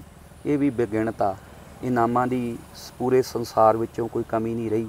ਹਰ ਪੱਖ ਤੋਂ ਅਸੀਂ ਉਹਨਾਂ ਗੁਰੂ ਪਿਆਰੀਆਂ ਸੰਗਤਾਂ ਦਾ ਵਿਸ਼ਵ ਭਰ ਦੇ ਵਿੱਚ, ਤੇ ਸਾਡੀ ਸਾਰਿਆਂ ਦੇ ਚਰਨਾਂ 'ਚ ਇਹੋ ਹੀ ਅਰਦਾਸ ਹੈ, ਇਹੋ ਹੀ ਬੇਨਤੀ ਹੈ ਕਿ ਵੱਧ ਤੋਂ ਵੱਧ ਪ੍ਰੋਗਰਾਮ ਰੱਖੋ। ਫਿਰ ਮੈਂ ਜ਼ਿੰਦਗੀ 'ਚ ਇਹ ਨਹੀਂ ਕਿਹਾ ਕਿ ਇੰਨੇ ਪੈਸੇ ਲੈ ਕੇ ਅਸੀਂ ਆਉਣਾ ਹੈਗਾ। ਅਸੀਂ ਜਿੱਦਾਂ ਦਾ ਵੀ ਅਗਲੇ ਨੂੰ ਕਹਿੰਦਾ ਸਰੋਤਾ ਬਣ, ਤੂੰ ਸਰੋਤਾ ਬਣ, ਸੁਣਨ ਵਾਲਾ ਬਣ। ਗੁਰੂ ਦੇ ਜਸ ਅਸੀਂ ਗਾਉਣੇ ਆ, ਤੁਸੀਂ ਸੁਣਦੇ ਆ, ਸੁਣਨੇ ਆ। ਸੁਣਤੇ ਪੁਨੀਤ ਕਹਿਤੇ ਪਵਿੱਤ, ਸਭ ਤੋਂ ਵੱਡੀ ਭਗਤੀ ਗੁਰੂ ਮਹਾਰਾਜ ਨੇ ਸਰਵਣ ਭਗਤੀ ਮੰਨੀ ਹੈ ਜੀ। ਸਭ ਤੇ ਉੱਤਮ ਹਰ ਕੀ ਕਥਾ, ਨਾਮ ਸੁਣਤ ਦਰਦ ਦੁੱਖ ਲੱਥਾ। ਇਹ ਢਾਡੀ ਵਾਰਾਂ ਤੇ ਫਿਰ ਮੁਰਦਿਆਂ ਨੂੰ ਜ਼ਿੰਦਗੀ ਦੇ ਦਿੰਦੀਆਂ ਹੈਗੀਆਂ ਜੀ। ਇਸ ਕਰਕੇ ਆਨੰਦ ਆ ਜੀ, ਬਸ ਮਹਾਰਾਜ ਦੀ ਵੱਡੀ ਕਿਰਪਾ ਹੈ ਜੀ। ਅਕਸਰ ਆਪਾਂ ਸਮਾਜ ਵਿੱਚ ਵਿਚਰਦਿਆਂ ਦੇਖਿਆ, ਵੱਡੀਆਂ ਵੱਡੀਆਂ ਟੀਮਾਂ ਬਣਦੀਆਂ, ਉਹ ਟੁੱਟ ਜਾਂਦੀਆਂ। ਚਾਹੇ ਆਪਾਂ ਨੋਰਮਲ ਕਿਸੇ ਵੀ ਜੋੜੀ ਦੀ ਗੱਲ ਕਰੀਏ, ਚਾਹੇ ਉਹ ਗਾਇਕੀ ਖੇਤਰ 'ਚ ਵੀ ਹੋਈਆਂ, ਅਕਸਰ ਟੁੱਟ ਜਾਂਦੀਆਂ। ਤੇ ਬਹੁਤ ਵਾਰ ਵੇਖਣ ਦੇ ਵਿੱਚ ਇਹ ਵੀ ਆਇਆ ਕਿ ਜਿਹੜੇ ਢਾਡੀ ਆ, ਇੱਕ 4-5 ਸਿੰਘਾਂ ਦਾ ਇੱਕ ਜਥਾ ਹੁੰਦਾ ਵਾ, ਇਹਦੇ ਵਿੱਚ ਵੀ ਕਈ ਵਾਰੀ ਡੱਡੂ ਛੜੱਪੇ ਲੱਗ ਜਾਂਦੇ ਆ। ਜਿਹੜਾ ਢਾਡੀ ਅੱਜ ਸੱਜੇ ਪਾਸੇ ਖੜਾ, ਉਹ ਕੱਲ ਨੂੰ ਦੂਸਰੀ ਸਟੇਜ ਤੇ ਕਿਸੇ ਹੋਰ ਨਾਲ ਵੇਖਿਆ ਜਾਂਦਾ। ਇਹ ਕੀ ਹੁੰਦਾ, ਇੱਕ ਪ੍ਰੋਗਰਾਮ ਲੈਣ ਦਾ ਕਰਕੇ ਚਲੇ ਜਾਂਦੇ ਆ ਕਿ ਜਾਂ ਉੱਦਾਂ ਹੀ ਤੋੜ ਵਿਛੋੜੇ ਹੋ ਜਾਂਦੇ ਆ, ਕਿਉਂਕਿ ਇੱਕ ਟੀਮ ਵਰਕ ਹੁੰਦਾ। ਇਹਦੇ ਨਾਲ ਜੀ ਬਹੁਤ ਸਾਰੇ ਕਾਰਨ ਆ। ਪਹਿਲਾ ਕਾਰਨ ਇਹ ਆ ਕਿ ਅਸੀਂ ਬਟਾਲੇ ਗਏ ਜੀ, ਧੰਨ ਧੰਨ ਮਾਤਾ ਸੁਲੱਖਣੀ ਜੀ ਦੇ ਪੇਕਿਆਂ ਦੇ ਪਿੰਡ, ਸਤਿਗੁਰੂ ਨਾਨਕ ਦੇਵ ਜੀ ਦੇ ਸਹੁਰਿਆਂ ਦੇ ਪਿੰਡ ਕੀਰਤਨ ਕਰਨ। ਉੱਥੇ ਇੱਕ ਸਤਿਕਾਰਯੋਗ ਸਰਦਾਰ ਅਜੀਤ ਸਿੰਘ ਜੀ ਬਟਾਲਾ ਵਾ। ਅੱਛਾ ਜੀ। ਉਹਨਾਂ ਨੇ ਸਾਨੂੰ ਜੀ 20 ਸਾਲ ਪਹਿਲਾਂ ਸੱਦਿਆ। ਉਹ ਸਾਨੂੰ ਇੱਦਾਂ ਗਲਵੱਕੜੀਆਂ ਪਾਉਣ। ਉਹਨਾਂ ਦੇ ਨਾਲ ਇੱਕ ਰੰਧਾਵਾ ਸਾਹਿਬ ਸੀਗੇ, ਇੰਨਾ ਪਿਆਰ ਕਰਨ, ਕਹਿੰਦੇ ਬੱਚਿਓ ਵੀ ਪਹਿਲੀ ਗੱਲ ਤੇ ਤੁਸੀਂ ਸੋਹਣੇ ਬੜੇ ਲੱਗਦੇ ਇੱਕੋ ਜਿਹੇ। ਹਾਂਜੀ। ਦੂਜਾ ਤੁਸੀਂ ਟਕਸਾਲ 58 ਦੇ ਢਾਡੀਆਂ, ਸੁਲਤਾਨਪੁਰ ਲੋਧੀ ਤੋਂ ਆਏ ਆ, ਤੇ ਅਸੀਂ ਤੁਹਾਨੂੰ ਪਿਆਰ ਬਹੁਤ ਕਰ ਰਹੇ ਆ। ਤੇ ਇੱਕ ਬੇਨਤੀ ਆ, ਕਹਿੰਦੇ ਅਸੀਂ ਗੁਰੂ ਚਰਨਾਂ 'ਚ ਅਰਦਾਸ ਵੀ ਕਰਦੇ ਆ ਤੇ ਤੁਹਾਨੂੰ ਵੀ ਕਹਿੰਦੇ ਵੀ ਸਾਰੀ ਜ਼ਿੰਦਗੀ ਇੱਦਾਂ ਇਕੱਠੇ ਰਿਹੋ। ਫਿਰ ਉਹਨਾਂ ਨੇ ਇੱਕ ਗੱਲ ਸੁਣਾਈ, ਕਹਿੰਦੇ ਵੀ ਸਾਡੇ ਇੱਥੇ ਇੱਕ ਜਥਾ ਆਇਆ ਜੀ ਅੰਬਾਲਾ ਸਾਈਡ ਤੋਂ, ਤੇ ਜਦੋਂ ਅਸੀਂ ਪ੍ਰੋਗਰਾਮ 2 ਘੰਟੇ ਸੁਣਨ ਤੋਂ ਬਾਅਦ ਨਾ, ਤਾਂ ਸਾਡੇ ਰੰਧਾਵਾ ਸਾਹਿਬ ਨੇ ਕਹਿ ਦਿੱਤਾ ਉਹਨਾਂ ਦੇ ਸਾਹਮਣੇ, ਕਹਿੰਦੇ ਵੀ ਢਾਡੀ ਸਿੰਘੋ ਵੀ ਤੁਹਾਡਾ ਸਰੰਗੀ ਮਾਸਟਰ ਬਾ ਕਮਾਲ। ਅੱਛਾ ਜੀ।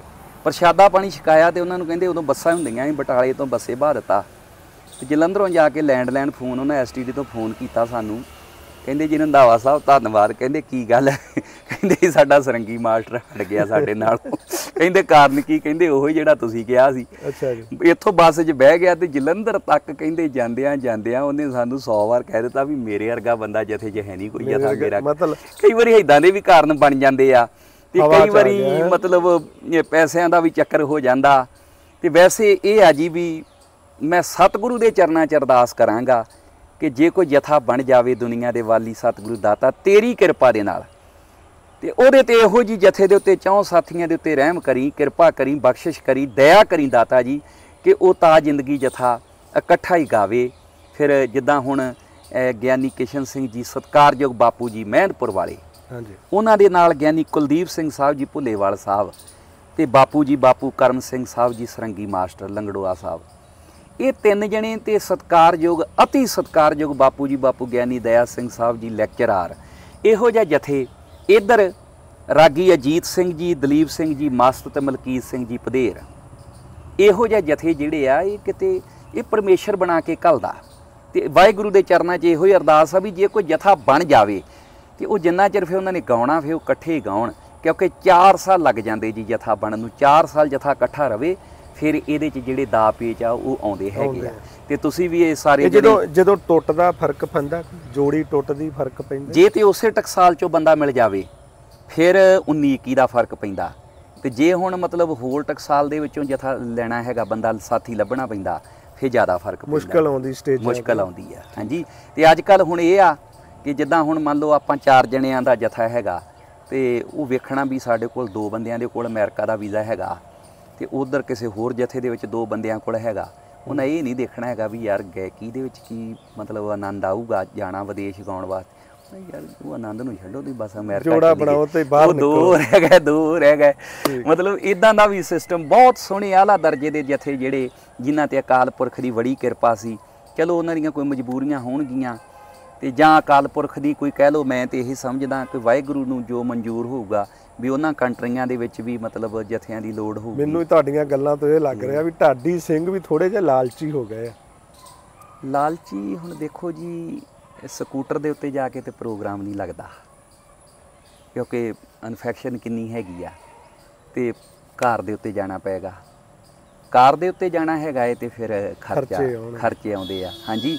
ਫਿਰ ਉਹਨੂੰ ਖੁਰਾਕ ਵੀ ਚੰਗੀ ਚਾਹੀਦੀ ਆ, ਤੇ ਮਹਿੰਗਾਈ ਦਾ ਕਿੰਨਾ ਯੁੱਗ ਜ਼ਿਆਦਾ ਹੋ ਗਿਆ ਜੀ। ਦੂਸਰੀ ਗੱਲ, ਜੇ ਹੁਣ ਬੰਬੇ ਜਾਣਾ ਹੈਗਾ ਜੀ ਕੀਰਤਨ ਕਰਨ, ਬੰਬੇ ਵਾਲੇ ਕਹਿਣ ਮੇਜਰ ਸਿੰਘ ਟ੍ਰੇਨ 'ਤੇ ਆ ਜਾ, ਤੇ ਮੈਂ 3 ਦਿਨ ਪਹਿਲਾਂ ਟ੍ਰੇਨ ਦੇ ਵਿੱਚ ਮੈਂ ਗਾਉਣ ਵਾਲਾ ਰਹਿ ਜਾਵਾਂਗਾ। ਉਹ ਤਾਂ ਫਿਰ ਬਾਈ ਏਅਰ ਹੀ ਜਾਇਆ ਜਾਏਗਾ, ਤਾਂ ਬਾਈ ਏਅਰ ਜਾਣ ਲਈ ਅੰਮ੍ਰਿਤਸਰ ਵੀ ਜਾਣਾ ਪੈਣਾ ਜਾਂ ਚੰਡੀਗੜ੍ਹ ਵੀ ਜਾਣਾ ਪੈਣਾ। ਖਰਚੇ ਜ਼ਿਆਦੇ ਵੱਧ ਗਏ। ਕੀ ਕੀਤਾ ਜਾਵੇ? ਅੱਜ ਹਰ ਬੰਦੇ ਦੀ ਇੱਛਾ ਵੀ ਮੇਰੇ ਬੱਚੇ ਵੀ ਚੰਗੇ ਸਕੂਲ ਦੇ ਵਿੱਚ ਪੜ੍ਹਨ। ਪਹਿਲੀਆਂ ਗੱਲਾਂ ਸੀ, ਮੈਂ ਬਾਪੂ ਜੀ ਹੁਣਾਂ ਨੂੰ ਪੁੱਛਦਾ ਹੁੰਦਾ ਸੀ, ਗਿਆਨੀ ਦਇਆ ਸਿੰਘ ਜੀ ਹੁਣਾਂ ਨੂੰ, ਬਾਪੂ ਜੀ ਵੀ ਕਿੱਦਾਂ? ਕਹਿੰਦੇ ਪੁੱਤਰ ਗੁੜ 'ਤੇ ਵੀ ਗਾਇਆ, ਫਿਰ ਕਹਿੰਦੇ ਲੱਡੂਆਂ ਦੀ ਭਾਜੀ 'ਤੇ ਵੀ ਗਾਇਆ। ਮਤਲਬ ਕਿੱਦਾਂ ਦੇ ਸਮੇਂ ਸੀ, ਮਤਲਬ ਸੰਸਾਰ ਨੂੰ ਜੀਣਾ ਆਉਂਦਾ ਵਾ ਜੀ ਕਿ ਕਿੱਦਾਂ ਦੇ ਹਾਲਾਤ ਆ ਤੇ ਉਦਾਂ ਦੇ ਆਪਾਂ ਹੋ ਚੱਲੀਏ। ਅਪਡੇਟ ਹੁੰਦੀ ਆ, ਹਾਂਜੀ, ਹਰ ਕੋਈ ਅਪਡੇਟ। ਜੀਵਨ ਦੇ ਵਿੱਚ ਇੱਕ ਜਥੇ ਦੇ ਜੀਵਨ ਵਿੱਚ ਇੱਕ ਇਹੋ ਜਿਹਾ ਸਮਾਂ ਆਇਆ ਜੀ, ਕਿਸੇ ਨੇ ਬੱਚੇ ਦਾ ਆਪਦੇ ਦਾ ਬਰਥਡੇ ਮਨਾਇਆ, ਜਥੇ ਨੇ ਪ੍ਰੋਗਰਾਮ ਲਾਇਆ, ਮਹਾਰਾਜ ਦੀ ਇਸ ਵਾਰੀ ਗੁਰੂ ਘਰੋਂ ਛੱਡਿਆ ਤੇ ਆਣ ਕੇ ਕਹਿੰਦਾ ਸਿੰਘ ਸਾਹਿਬ ਜੀ ਭੋਜਨ ਛਕ ਲਿਆ ਜੀ? ਉਹ ਕਹਿੰਦੇ ਛਕ ਲਿਆ। 15-20 ਮਿੰਟ ਅੱਧਾ ਘੰਟਾ ਬੈਠੋ। ਉਹ ਕਹਿੰਦੇ ਵੀ ਕੀ ਗੱਲ ਵੀਰ ਜੀ? ਕਹਿੰਦਾ ਵੀ ਹੁਣ ਜਿੰਨੀ ਆ ਸੰਗਤ ਆਈ ਹੈ ਨਾ, ਸਾਰਿਆਂ ਨੇ ਨਾ ਮੇਰੇ ਬੱਚੇ ਨੂੰ ਬਰਥਡੇ ਦਾ ਪਿਆਰ ਦੇਣਾ ਤੇ ਉਹ ਪੈਸੇ ਇਕੱਠੇ ਕਰਕੇ ਮੈਂ ਤੁਹਾਨੂੰ ਭੇਟਾ ਦੇਣੀ ਆ। ਅੱਛਾ ਜੀ। ਤੇ ਉੱਥੇ ਫਿਰ ਗੁਰੂ ਮਹਾਰਾਜ ਆਪ ਸਹਾਈ ਹੁੰਦੇ ਆ ਜੀ। ਜਥੇ ਨੇ 250-250 ਰੁਪਈਆ ਜੇਬ ਚੋਂ ਕੱਢਿਆ, 1000 ਰੁਪਈਆ ਲਿਫਾਫੇ 'ਚ ਪਾਇਆ ਤੇ ਉਹ ਤੋਂ ਚੋਰੀ ਉਹਦੇ ਬੱਚੇ ਨੂੰ ਪਿਆਰ ਦੇ ਕੇ ਤੇ ਮਹਾਰਾਜ ਇਹਨਾਂ ਨੂੰ ਚੜ੍ਹਦੀ ਕਲਾ ਰੱਖੀ ਵੀ ਇਹਨਾਂ ਦੇ ਦਿਲ 'ਚ ਕਲਾ ਦਾ ਸਤਿਕਾਰ ਤਾਂ ਹੈ ਨਾ। ਤੇ ਜਥਾ ਉੱਥੋਂ ਆ ਗਿਆ। ਉਹ ਜਦੋਂ ਪੈਸੇ ਇਕੱਠੇ ਕਰਕੇ ਉਹ ਕਹਿੰਦੇ ਜਥਾ ਕਿੱਥੇ? ਕਹਿੰਦੇ ਚਲੇ ਗਿਆ। ਉਹਨੇ ਕਾਲ ਕੀਤੀ, ਕਹਿੰਦੇ ਬਸ ਵੀਰਿਆ ਤੇਰੇ ਤੋਂ ਜੋ ਕੁਝ ਲੈਣਾ ਸੀ ਅਸੀਂ ਲੈ ਲਿਆ। ਤੇਰਾ ਇੰਨਾ ਕੀ ਧੰਨਵਾਦ ਕਿ ਤੂੰ ਗਰੀਬ ਹੁੰਦਿਆਂ ਹੋਇਆਂ ਵੀ ਮਤਲਬ ਏਡਾ ਵੱਡਾ ਉਦਮ ਕੀਤਾ। ਅੱਜ ਇਦਾਂ ਦੇ ਢਾਡੀ ਵੀ ਹੈ, ਇਦਾਂ ਦੇ ਢਾਡੀ। ਇਹ ਨਹੀਂ ਗੱਲ, ਸਤਿਗੁਰੂ ਦੀ ਬੜੀ ਮੈਂ ਸਾਰੇ ਜਿੰਨੇ ਮੇਰੀਆਂ ਧੀਆਂ ਰਾਣੀਆਂ ਹੋਰ ਜਿੰਨੇ ਵੀ ਜਥੇ ਸਭ ਦਾ ਅੱਤ ਸਤਿਕਾਰ ਕਰਦਾ ਜੀ। ਪਰ ਢਾਡੀ ਜਥਿਆਂ ਦੇ ਵਿੱਚ ਕੁਝ ਇੱਕ ਇਹੋ ਜਿਹੇ ਆਣ ਵੜੇ ਆ, ਉਹ ਥੋੜਾ ਨਾ, ਤੇ ਉਹਨਾਂ ਲਈ ਵੀ ਮੇਰੀ ਗੁਰੂ ਚਰਨਾਂ 'ਚ ਇਹੋ ਅਰਦਾਸ ਆ ਵੀ ਜਿਹੜੀ ਫਰੈਕਸ਼ਨ ਬਾਜੀ ਆ ਜਾਂ ਇੱਕ ਦੂਸ਼ਣ ਬਾਜੀ ਆ, ਜੇ ਕੋਈ ਵੀ ਆ, ਇਹ ਛੱਡ ਕੇ ਆਪਾਂ ਗੁਰੂ ਹਰਗੋਬਿੰਦ ਸਾਹਿਬ ਦੇ ਢਾਡੀ ਆ ਤੇ ਉਹਦੇ ਚਰਨਾਂ ਤੋਂ ਆਪਾਂ ਸੇਧ ਲੈਣੀ ਆ ਤੇ ਸੰਸਾਰ ਨੂੰ ਆਪਾਂ ਸੇਧ ਦੇਣੀ ਆ। ਆਓ ਰਲ ਕੇ ਆਪਾਂ ਸਾਰੇ ਜਣੇ ਪਿਛੋਕੜ ਤੇ ਨਿਗਾਹ ਮਾਰੀ ਜਾਵੇ ਨਾ, ਪਿਛੋਕੜ ਜਾਈਏ 10-15 ਸਾਲ ਪਹਿਲਾਂ, ਤੇ ਮਰਦਾਂ ਦੇ ਮੁਕਾਬਲੇ ਜਿਹੜੀਆਂ ਔਰਤਾਂ ਵਾ ਇਸ ਫੀਲਡ 'ਚ ਘੱਟ ਸੀਗੀਆਂ। ਚਾਹੇ ਉਹ ਮੈਂ ਕੀਰਤਨ ਵਾਲੀਆਂ ਕਹਿ ਲਾ, ਚਾਹੇ ਉਹ ਗ੍ਰੰਥੀ ਸਿੰਘਣੀਆਂ ਕਹਿ ਲਾ। ਅੱਜ ਦਾ ਜਿਹੜਾ ਯੁੱਗਾ, ਬਹੁਤ ਸਾਰੀਆਂ ਜੰਗ ਕੁੜੀਆਂ ਜਿਹੜੀਆਂ ਵਾ ਉਹ ਆ ਰਹੀਆਂ ਢਾਡੀ ਕਲਾ ਦੇ ਵਿੱਚ। ਇਹ ਕੀ ਮੰਨਦੇ ਹੋ ਕਿ ਕੀ ਕਾਰਨ ਹੋ ਸਕਦੇ ਆ? ਇਹ ਜੀ ਇਹ ਸਾਡੀ ਆਪਣੀ ਮਾਨਸਿਕਤਾ ਸੀਗੀ ਜਿਹੜੀ ਨਾ, ਉਹਦਾ ਨਤੀਜਾ ਸੀਗਾ। ਸਾਡੇ ਸਤਿਗੁਰਾਂ ਨੇ ਇਹ ਬੜਾ ਤੁਹਾਡਾ ਕਮਾਲ ਦਾ ਸਵਾਲ ਆ ਇਹ, ਤੇ ਮੇਰੀਆਂ ਧੀਆਂ ਜਿੰਨੇ ਵੀ ਜਥੇ ਬਣਾਏ ਉਹ ਧਿਆਨ ਨਾਲ ਸੁਣਨ। ਤੀਸਰੇ ਧੰਨ ਗੁਰੂ ਨਾਨਕ ਦੇਵ ਜੀ ਮਹਾਰਾਜ ਸੱਚੇ ਪਾਤਸ਼ਾਹ ਪਹਿਲੀ ਪਾਤਸ਼ਾਹੀ ਜਦੋਂ ਉਦਾਸੀਆਂ ਨੂੰ ਗਏ ਆ, ਹਾਂਜੀ, ਬੇਬੇ ਨਾਨਕੀ ਜੀ ਆਪਣੀ ਵੱਡੀ ਭੈਣ ਤੇ ਮਾਤਾ ਸੁਲੱਖਣੀ ਜੀ ਆਪਣੇ ਸਤਿਕਾਰਯੋਗ ਮਹਿਲ ਗੁਰੂ ਨਾਨਕ ਪਾਤਸ਼ਾਹ ਜੀ ਦੇ ਦੋਵਾਂ ਨੂੰ ਸਿੱਖੀ ਦੇ ਪ੍ਰਚਾਰਕ ਬਣਾ ਕੇ ਗਏ ਆ। ਉਹਨਾਂ ਨੇ ਮਗਰੋਂ ਇਹ ਨਹੀਂ ਕਿ ਉਦਾਸੀਆਂ ਪਤੀ ਚਲੇ ਗਿਆ, ਮੇਰਾ ਵੀਰਾ ਚਲੇ ਗਿਆ, ਉਦਾਸ ਹੋ ਗਏ ਜਾਂ ਇੱਦਾਂ। ਉਹਨਾਂ ਨੇ ਇਹ ਸਾਰਾ ਆਪਣਾ ਇਲਾਕਾ ਸੰਭਾਲਿਆ ਜੀ, ਉਹਨਾਂ ਨੇ ਬੀਬੀਆਂ ਭੈਣਾਂ ਨੂੰ। ਤੇ ਤੀਸਰੇ ਨਾਨਕ ਪਾਤਸ਼ਾਹ ਗੁਰੂ ਧੰਨ ਗੁਰੂ ਅਮਰਦਾਸ ਜੀ ਮਹਾਰਾਜ ਨੇ ਤੇ ਕਮਾਲ ਕਰਤੀ, ਸਿੱਖੀ ਹੋਂਦ ਵਿੱਚ ਆ ਗਈ। ਗੋਇੰਦਵਾਲ ਸਾਹਿਬ ਸੱਚੇ ਪਾਤਸ਼ਾਹ ਜੀ ਨੇ ਸਿੱਖੀ ਦਾ ਧੁਰਾ, ਬੌਲੀ ਸਾਹਿਬ ਦੀ ਰਚਨਾ, ਇਸ ਢੰਗ ਦੇ ਨਾਲ 22 ਮੰਜੀਆਂ ਸਥਾਪਿਤ ਕੀਤੀਆਂ। 4 ਮੰਜੀਆਂ ਨਗਰ ਡੱਲੇ ਦੇ ਹਿੱਸੇ ਵਿੱਚ ਆਈਆਂ ਜੀ। ਭਾਵ ਕਿ 22 ਗੁਰਸਿੱਖਾਂ ਨੂੰ ਗੁਰਮਤ ਦੀ ਟ੍ਰੇਨਿੰਗ ਦੇ ਕੇ ਤੇ ਭਾਰਤ ਪੂਰੇ ਵਿੱਚ ਦੂਰ ਈਰਾਨ ਤੱਕ ਪ੍ਰਚਾਰ ਕਰਨ ਲਈ ਘੱਲਿਆ। ਪਰ ਉੱਥੇ ਉਹਨਾਂ ਨੇ ਵਿਤਕਰਾ ਨਹੀਂ ਪੈਣ ਦਿੱਤਾ। ਜਿੱਥੇ 22 ਮੰਜੀਆਂ 22 ਗੁਰਸਿੱਖਾਂ ਨੂੰ ਟ੍ਰੇਨਿੰਗ ਦਿੱਤੀ, ਉੱਥੇ 52 ਪੀੜ੍ਹੇ 52 ਬੀਬੀਆਂ ਨੂੰ ਗੁਰਮਤ ਦੀ ਟ੍ਰੇਨਿੰਗ ਦੇ ਕੇ ਪ੍ਰਚਾਰਕ ਬਣਾ ਕੇ ਭਾਰਤ ਵਿੱਚ ਘੱਲਿਆ, ਜਿਹਦੀ ਆਗੂ ਸੀ ਸਤਿਗੁਰਾਂ ਦੀ ਪਿਆਰੀ ਧੀ, ਦੁਨੀਆ ਦੀ ਇੱਕੋ ਇੱਕ ਮਹਾਨ ਔਰਤ, ਜਿਹਦਾ ਪਿਤਾ ਗੁਰੂ, ਪਤੀ ਗੁਰੂ, ਪੁੱਤਰ ਗੁਰੂ, ਪੋਤਰਾ ਗੁਰੂ, ਪੜੋਤਰਾ ਗੁਰੂ, ਪੜੋਤਰੇ ਦਾ ਪੁੱਤਰ ਫਿਰ ਗੁਰੂ, ਧੰਨ ਸਤਿਕਾਰਯੋਗ ਬੀਬੀ ਭਾਨੀ ਜੀ। ਤੇ ਹਾਲਾਤਾਂ ਦੇ ਮੁਤਾਬਕ ਜਾਂ ਸਾਡੀ ਲੋਕਾਂ ਦੀ ਸੋਚ ਮੁਤਾਬਕ ਜਾਂ ਸਮੇਂ ਨੂੰ ਮੁੱਖ ਰੱਖ ਕੇ ਇਹ ਧੀਆਂ ਨੂੰ ਇੱਧਰਲੇ ਬੰਨੇ ਨਹੀਂ ਆਉਣ ਦਿੱਤਾ ਗਿਆ। ਅੱਜ ਪੜ੍ਹਿਆ ਲਿਖਿਆ ਜੋਗਾ ਸਾਡੀਆਂ ਬੜੀਆਂ ਪਿਆਰੀਆਂ ਪਿਆਰੀਆਂ ਬੱਚੀਆਂ ਚੰਗੇ ਜਥਿਆਂ ਦੇ ਵਿੱਚ ਚੰਗਾ ਨਾਮ ਖੱਟ ਰਹੀਆਂ, ਪ੍ਰਚਾਰਕ ਬਣ ਕੇ ਆ ਗਈਆਂ। ਪਹਿਲਾਂ ਤਾਂ ਕੋਈ ਸਰੰਗੀ ਵਾਲੀਆਂ ਜਾਂ ਢੱਡਾਂ ਵਾਲੀਆਂ ਆਈਆਂ ਸੀ ਧੀਆਂ, ਹੁਣ ਬੜੀਆਂ ਪ੍ਰਚਾਰਕ ਬਣ ਕੇ ਆ ਗਈਆਂ। ਬੜਾ ਮਨ ਖੁਸ਼ ਹੁੰਦਾ। ਤੇ ਸੰਸਾਰ ਨੂੰ, ਪੂਰੇ ਸਿੱਖ ਜਗਤ ਨੂੰ ਬੇਨਤੀ ਹੈ ਕਿ ਅਸੈਪਟ ਕਰੋ ਇਹ ਸਾਰੇ ਜਥਿਆਂ ਨੂੰ। ਤੇ ਮੈਂ ਆਪਣੇ ਇਲਾਕੇ ਨੂੰ ਖਾਸ ਕਰਕੇ ਬੇਨਤੀ ਕਰਾਂਗਾ, ਇੱਧਰ 200-250 ਪਿੰਡ ਆਪਣਾ, ਅਸੀਂ ਹੁਣ ਜਿੰਨੇ ਵੀ ਪ੍ਰੋਗਰਾਮ ਮਾਲਵੇ ਦੇ ਵਿੱਚ, ਮਾਝੇ ਦੇ ਵਿੱਚ, ਇੱਧਰ ਸਾਰੇ ਲਾਉਣ ਵਾਸਤੇ ਜਾਂਦੇ ਆ। ਜਥਿਆਂ ਨੂੰ ਸੱਦੋ, ਬੇਰ ਸਾਹਿਬ ਦੀ ਸਟੇਜ ਨੂੰ ਫਿਰ ਉੱਚਾ ਚੱਕੀਏ। ਪੰਜਾਬ 3 ਹਿੱਸਿਆਂ ਦੇ ਵਿੱਚ ਵੰਡਿਆ ਹੋਇਆ, ਮਾਝਾ, ਮਾਲਵਾ ਤੇ ਦੁਆਬਾ। ਸੰਖੇਪ ਜਿਹੇ ਦੇ ਵਿੱਚ ਰੂਪ 'ਚ ਦੱਸਿਓ ਕਿ ਸਭ ਤੋਂ ਵੱਧ ਜਿਹੜੇ ਢਾਡੀ ਆ ਉਹ ਕਿੱਥੋਂ ਪੈਦਾ ਹੋ ਰਿਹਾ ਅੱਜ ਪੰਜਾਬ 'ਚ? ਢਾਡੀ ਪਹਿਲੇ ਸਮਿਆਂ 'ਚ ਦਿਲਬਰ ਜੀ ਕਹਿੰਦੇ ਹੁੰਦੇ ਸੀ ਕਿ ਦੁਆਬੇ ਨੂੰ ਢਾਡੀਆਂ ਤੇ ਮਾਣ ਹੈ ਤੇ ਢਾਡੀਆਂ ਨੂੰ ਦੁਆਬੇ ਤੇ ਮਾਣ ਹੈ। ਮਾਲਵੇ ਦੇ ਵਿੱਚ ਕਵੀਸ਼ਰੀ ਮੰਨੀ ਗਈ ਸੀ, ਫਿਰ ਢੋਲਕੀਆਂ ਵਾਲੇ ਬਾਬੇ ਆ ਗਏ, ਧਾਰਨਾ ਸਿੱਧੀਆਂ ਧਾਰਨਾ, ਤੇ ਮਾਝੇ ਦੇ ਵਿੱਚ ਵੀ ਕਵੀਸ਼ਰੀ। ਪਰ ਅੱਜ ਦੇ ਦੌਰ ਵਿੱਚ ਅੱਜ ਮਾਝੇ ਦੇ ਵਿੱਚ ਵੀ ਬੜੇ ਬੜੇ ਸਤਿਕਾਰਯੋਗ ਜਥੇ ਆ, ਬਹੁਤ ਸੋਹਣਾ ਨਿਮਾਣਾ ਖੱਟ ਰਹੇ ਆ, ਔਰ ਉਹਨਾਂ ਜਥਿਆਂ 'ਚ ਸੱਚ ਬੋਲਣ ਦੀ ਵੀ ਹਿੰਮਤ ਹੈਗੀ ਆ। ਦੁਆਬੇ ਦੇ ਵਿੱਚ ਵੀ ਚੰਗੇ ਪੜ੍ਹੇ ਲਿਖੇ ਮਤਲਬ ਜਥੇ ਹੈਗੇ ਆ ਜੀ। ਤੇ ਮਾਲਵੇ ਦੇ ਵਿੱਚ ਜਥੇ ਬਹੁਤ ਸੀ, ਪਰ ਹੁਣ ਮਾਲਵੇ ਦੇ ਵਿੱਚ ਜਥੇ ਘਟ ਗਏ, ਗਾਉਣ ਵਾਲੇ ਜ਼ਿਆਦੇ ਹੋ ਗਏ। ਪਰ ਜਿਹੜੇ ਹੈਗੇ ਆ ਉਹ ਮਤਲਬ ਚੰਗੇ ਵਧੀਆ ਪੋਜੀਸ਼ਨ ਦੇ ਵਿੱਚ ਹੈਗੇ ਆ, ਸਤਿਕਾਰਯੋਗ ਜਥੇ ਹੈਗੇ ਆ। ਸੋ ਇਹ ਸਨ ਢਾਡੀ ਮੇਜਰ ਸਿੰਘ ਜੀ ਖਾਲਸਾ ਜੀ, ਜਿਨ੍ਹਾਂ ਨੇ ਸਾਡੇ ਨਾਲ ਗੱਲਬਾਤ ਕੀਤੀ ਆ। ਮੈਂ ਸ਼ੁਰੂਆਤ 'ਚ ਗੱਲ ਕੀਤੀ ਸੀ ਕਿ ਜਦੋਂ ਪੰਜਾਬ ਦੇ ਟੌਪ ਦੇ ਢਾਡੀਆਂ ਦੀ ਗੱਲਬਾਤ ਚੱਲਦੀ ਆ ਤੇ ਮੇਜਰ ਸਿੰਘ ਖਾਲਸਾ ਹੁਣਾਂ ਦਾ ਨਾਂ ਜਿਹੜਾ ਉਹ ਸਭ ਤੋਂ ਮੋਹਰਲੀ ਕਰਤਾਰ ਦੇ ਵਿੱਚ ਆਉਂਦਾ ਵਾ। ਚੰਗੇ ਉਸਤਾਦਾਂ ਦੇ ਚੰਡੇ ਹੋਏ ਨੇ। ਆਸਾ ਇਹਨਾਂ ਨੇ ਜਿਸ ਲਿਹਾਜ਼ੇ ਨਾਲ ਸਾਡੇ ਨਾਲ ਗੱਲਬਾਤ ਕੀਤੀ ਆ, ਉਹ ਸਰੋਤਿਆਂ ਨੂੰ ਜਿਹੜੀ ਸੁਣ ਕੇ ਇੱਕ ਢਾਡੀ ਕਲਾ ਪ੍ਰਤੀ ਜਿਹੜਾ ਪਿਆਰ ਆ ਉਹ ਵਧੇਗਾ, ਪਸੰਦ ਆਵੇਗੀ। ਸੋ ਮੈਂ ਜਾਂਦਾ ਢਾਡੀ ਮੇਜਰ ਸਿੰਘ ਹੁਣਾਂ ਨੂੰ ਇੱਕ ਬੇਨਤੀ ਜ਼ਰੂਰ ਕਰਾਂਗਾ ਕਿ ਆਪਣੇ ਵੱਲੋਂ 2 ਲਫ਼ਜ਼ਾਂ ਦੇ ਵਿੱਚ ਜਿਸ ਤਰ੍ਹਾਂ ਸਟੇਜ ਤੇ ਪ੍ਰੋਗਰਾਮਾਂ ਦੀ ਸ਼ੁਰੂਆਤ ਕਰਦੇ ਨੇ, 2 ਲਫ਼ਜ਼ਾਂ ਦੇ ਵਿੱਚ ਜਿਹੜੀ ਉਹ ਸਟੇਜ ਦੀ ਸ਼ੁਰੂਆਤ ਕਰਕੇ ਸਰੋਤਿਆਂ ਨੂੰ ਵੀ ਜ਼ਰੂਰ ਵਿਖਾਉਣ। ਦੀਨ ਦੁਨੀ ਦੇ ਵਾਲੀ, ਪਤਤ ਪਾਵਨ ਭਗਤ ਵਸ਼ਲ, ਕਿਰਪਾ ਨਿਧਾਨ, ਚਵਰ ਛਤਰ ਤਖਤ ਦੇ ਮਾਲਕ, ਜੁਗੋ ਜੋਗਾ ਟਲ, ਧੰਨ ਧੰਨ ਸਾਹਿਬ ਸ੍ਰੀ ਗੁਰੂ ਗ੍ਰੰਥ ਸਾਹਿਬ ਜੀ ਮਹਾਰਾਜ। ਸਤਿਗੁਰਾਂ ਦੇ ਪਾਵਨ ਪਵਿੱਤਰ ਦਰਬਾਰ ਦੀ ਹਾਜ਼ਰੀ ਭਰ ਰਹੀ ਗੁਰੂ ਪਿਆਰੀ ਸਾਧ ਸੰਗਤ ਜੀਓ, ਆਓ ਜੀ ਗੁਰ ਫਤਿਹ ਪ੍ਰਵਾਨ ਕਰੋ ਤੇ ਗੱਜ ਕੇ ਗਜਾਓ ਜੀ। ਵਾਹਿਗੁਰੂ ਜੀ ਕਾ ਖਾਲਸਾ, ਵਾਹਿਗੁਰੂ ਜੀ ਕੀ ਫਤਿਹ। ਗੁਰੂ ਪਿਆਰਿਓ, ਇਹੋ ਜੀ ਧਰਤੀ ਦੇ ਵਿੱਚ ਖੜੇ ਆ ਜਿੱਥੋਂ ਗੁਰਬਾਣੀ ਦੀ ਆਰੰਭਤਾ ਹੋਈ, ਜਿੱਥੇ ਮੇਰੇ ਸਤਿਗੁਰੂ ਜੀ ਨੇ 13 ਕਹਿ ਕੇ ਭੁੱਖਿਆਂ ਦੇ ਢਿੱਡ ਭਰ ਦਿੱਤੇ, ਤੇ ਜਿਸ ਦਿਨ ਸਾਥੀ ਮਰਦਾਨਾ ਜੀ ਨੂੰ ਲੈ ਕੇ ਦੁਨੀਆ ਦੇ ਵਾਲੀ ਮਨੁੱਖਤਾ ਦੀ ਘਾੜਤ ਘੜਨ ਤੁਰੇ ਆ, ਵਿਗੜਿਆਂ ਨੂੰ ਬੰਦੇ ਬਣਾਉਣ ਵਾਸਤੇ ਤੁਰੇ ਆ। ਵਿਦਵਾਨ ਨੇ ਕਿਆ ਕਮਾਲ ਦੇ ਬਚਨ ਕੀਤੇ ਆ। ਵਿਦਵਾਨ ਕਹਿੰਦੇ ਨੇ, ਵੇਖਣ ਵਾਲਿਆਂ ਕਿਆ ਹੈਰਾਨ ਹੋ ਕੇ, ਹਿੰਦੂ ਨਾਲ ਵੇਖੋ ਮੁਸਲਮਾਨ ਜਾਂਦਾ। ਚੀਨੀਆਂ ਸਾਹਿਬ, ਮੈਂ ਇੱਥੇ ਸੰਸਾਰ ਤੋਂ ਹਟ ਕੇ ਗੱਲ ਕਰਨ ਲੱਗਾ, ਕਿਉਂਕਿ ਉਹ ਤੇ ਵੇਖੋ ਪਰਮਾਤਮਾ ਸੀ, ਪਰਮੇਸ਼ਰ ਸੀ, ਖੁਦ ਨਿਰੰਕਾਰ ਆਪ ਦੁਨੀਆ ਨੂੰ ਤਾਰਨ ਆਇਆ ਸੀ। ਪਰ ਜਦੋਂ ਸਾਥੀ ਮੁਸਲਮਾਨ ਮਰਦਾਨਾ ਜੀ ਨੂੰ ਲੈ ਕੇ ਤੁਰੇ ਨਾ, ਤੇ ਵੇਖਣ ਵਾਲੇ ਇੱਥੋਂ ਦੀ ਮਹਾਰਾਜ ਗਏ ਆ, ਤੇ ਵੇਖਣ ਵਾਲੇ ਸਾਰੇ ਨਾ ਹੈਰਾਨ ਹੋ ਗਏ। ਵੇਖਣ ਵਾਲਿਆਂ ਕਿਹਾ ਹੈਰਾਨ ਹੋ ਕੇ, ਹਿੰਦੂ ਨਾਲ ਵੇਖੋ ਮੁਸਲਮਾਨ ਜਾਂਦਾ। ਪਰ ਤੁਹਾਡੇ ਵਰਗੇ ਵੀ ਹੈਗੇ ਸੀ, ਸਮਝਣ ਵਾਲਿਆਂ ਸਮਝ ਕੇ ਕਿਹਾ ਨਹੀਂ, ਇਹ ਤੇ ਅੱਲਾ ਦੇ ਨਾਲ ਭਗਵਾਨ ਜਾਂਦਾ। ਵੰਡਣ ਲਈ ਗਿਆਨ ਮਨੁੱਖਤਾ ਨੂੰ, ਇੱਕ ਗੀਤਾ ਤੇ ਦੂਜਾ ਕੁਰਾਨ ਜਾਂਦਾ। ਇਸ ਸੰਸਾਰ ਦੇ ਲੋਗੋ ਇਹਨਾਂ ਨੇ ਛੱਡੇ ਪਰਿਵਾਰ ਜਹਾਨ ਪਿੱਛੇ, ਇਹਨਾਂ ਪਿੱਛੇ ਅੱਜ ਸਾਰਾ ਜਹਾਨ ਜਾਂਦਾ। ਜੇ ਸਤਿਗੁਰੂ ਪਾਤਸ਼ਾਹ ਜੀ ਆਪਣੇ ਪਰਿਵਾਰ ਨੂੰ ਛੱਡ ਕੇ ਜਹਾਨ ਦੀ ਖਾਤਰ ਤੁਰੇ ਸੀ, ਤਾਂ ਅੱਜ ਸਾਰਾ ਜਹਾਨ ਧੰਨ ਗੁਰੂ ਨਾਨਕ, ਨਾਨਕ ਹੋਈ ਦੋਹਾਂ ਵਿੱਚ ਜਹਾਨਾਂ ਦੇ। ਤੇ ਅਸੀਂ ਕਰਮਾਂ ਵਾਲੇ ਹਾਂ। ਗੁਰਦੁਆਰਾ ਬੇਰ ਸਾਹਿਬ ਵੇਈ ਨਦੀ ਦੇ ਕੰਢੇ ਮਹਾਰਾਜ ਨੇ ਇਹੋ ਜਿਹਾ ਖਾਲਸਾ ਸੁਪਰ ਸਟੋਰ, ਇਹੋ ਜਿਹੇ ਸੋਹਣੇ ਪਾਰਕ, ਇਹੋ ਜਿਹੀਆਂ ਧਰਤੀਆਂ, ਇੱਦਾਂ ਦੇ ਸੋਹਣੇ ਸ਼ਹਿਰ ਨਿਵਾਸੀ, ਆਂਢੀ ਗੁਆਂਢੀ, ਭੈਣ ਭਰਾ, ਤੁਹਾਡੇ ਵਰਗੇ ਦੋਸਤ ਮਿੱਤਰ, ਤੁਹਾਡੇ ਨਾਲ ਭਾਜੀ ਬੱਬੂ ਜੀ ਆਏ ਨੇ, ਵੱਡੇ ਕਲਾਕਾਰ ਜੀ ਸ਼ੇਰਪੁਰ ਤੋਂ ਆਏ ਨੇ, ਸਾਡੇ ਸਾਰਿਆਂ ਨੂੰ ਜਿਉਂ ਆਇਆ। ਮਹਾਂਪੁਰਸ਼ ਬਾਬਾ ਬਲਵੀਰ ਸਿੰਘ ਸਾਹਿਬ ਜੀ, ਇੱਧਰ ਮਹਾਂਪੁਰਸ਼ ਬਾਬਾ ਜੀ ਬਾਬਾ ਹਰਖੋਵਾਲ ਵਾਲੇ ਜਗਜੀਤ ਸਿੰਘ ਸਾਹਿਬ ਜੀ, ਮਤਲਬ ਝੋਲੀਆਂ ਭਰ ਕੇ ਵੰਡ ਰਹੇ ਆ ਜੀ। ਇੱਧਰ ਕੜਕੜੀਆਂ ਮਹਾਨ ਹਸਤੀਆਂ ਨੇ, ਬਾਬਾ ਜੀ ਬਿਧੀ ਚੰਦੀ ਕੇ ਬਾਬਾ ਅਵਤਾਰ ਸਿੰਘ ਜੀ, ਹੋਰ ਬੜੀਆਂ ਹਸਤੀਆਂ ਇੱਥੇ। ਤੋ ਸੋ ਇਸ ਕਰਕੇ ਇਹ ਸਤਿਗੁਰੂ ਜੀ ਦੀ ਇੱਕ ਵੱਡੀ ਆਪਣੇ ਇਲਾਕੇ 'ਤੇ ਕਿਰਪਾ ਹੈ। ਅਤੇ ਅੱਜ ਤੁਹਾਡੇ ਵਰਗੇ ਵੀਰ ਜਾਗੇ ਆ, ਅਤੇ ਇਹਨੂੰ ਰਸ਼ਨਾਓ। ਅਸੀਂ ਹਰ ਵੇਲੇ ਜਿੱਥੇ ਤੁਸੀਂ ਸਾਡੀ ਵੀਰੋ ਡਿਊਟੀ ਲਾਓਗੇ, ਆਪ ਜੀ ਦਾ ਹੁਕਮ ਮੰਨ ਕੇ ਅਸੀਂ ਸੇਵਾ ਕਰਨ ਲਈ ਹਾਜ਼ਰ ਹਾਂ ਜੀ। ਭੁੱਲਾਂ ਚੁੱਕਾਂ ਦੀ ਖਿਮਾ ਜੀ। ਸਾਰੀਆਂ ਸੰਗਤਾਂ ਨੂੰ ਭਾਈ ਮੇਜਰ ਸਿੰਘ ਜੀ ਖਾਲਸਾ ਵੱਲੋਂ ਗੁਰਫਤਿਹ। ਵਾਹਿਗੁਰੂ ਜੀ ਕਾ ਖਾਲਸਾ, ਵਾਹਿਗੁਰੂ ਜੀ ਕੀ ਫਤਿਹ ਜੀ।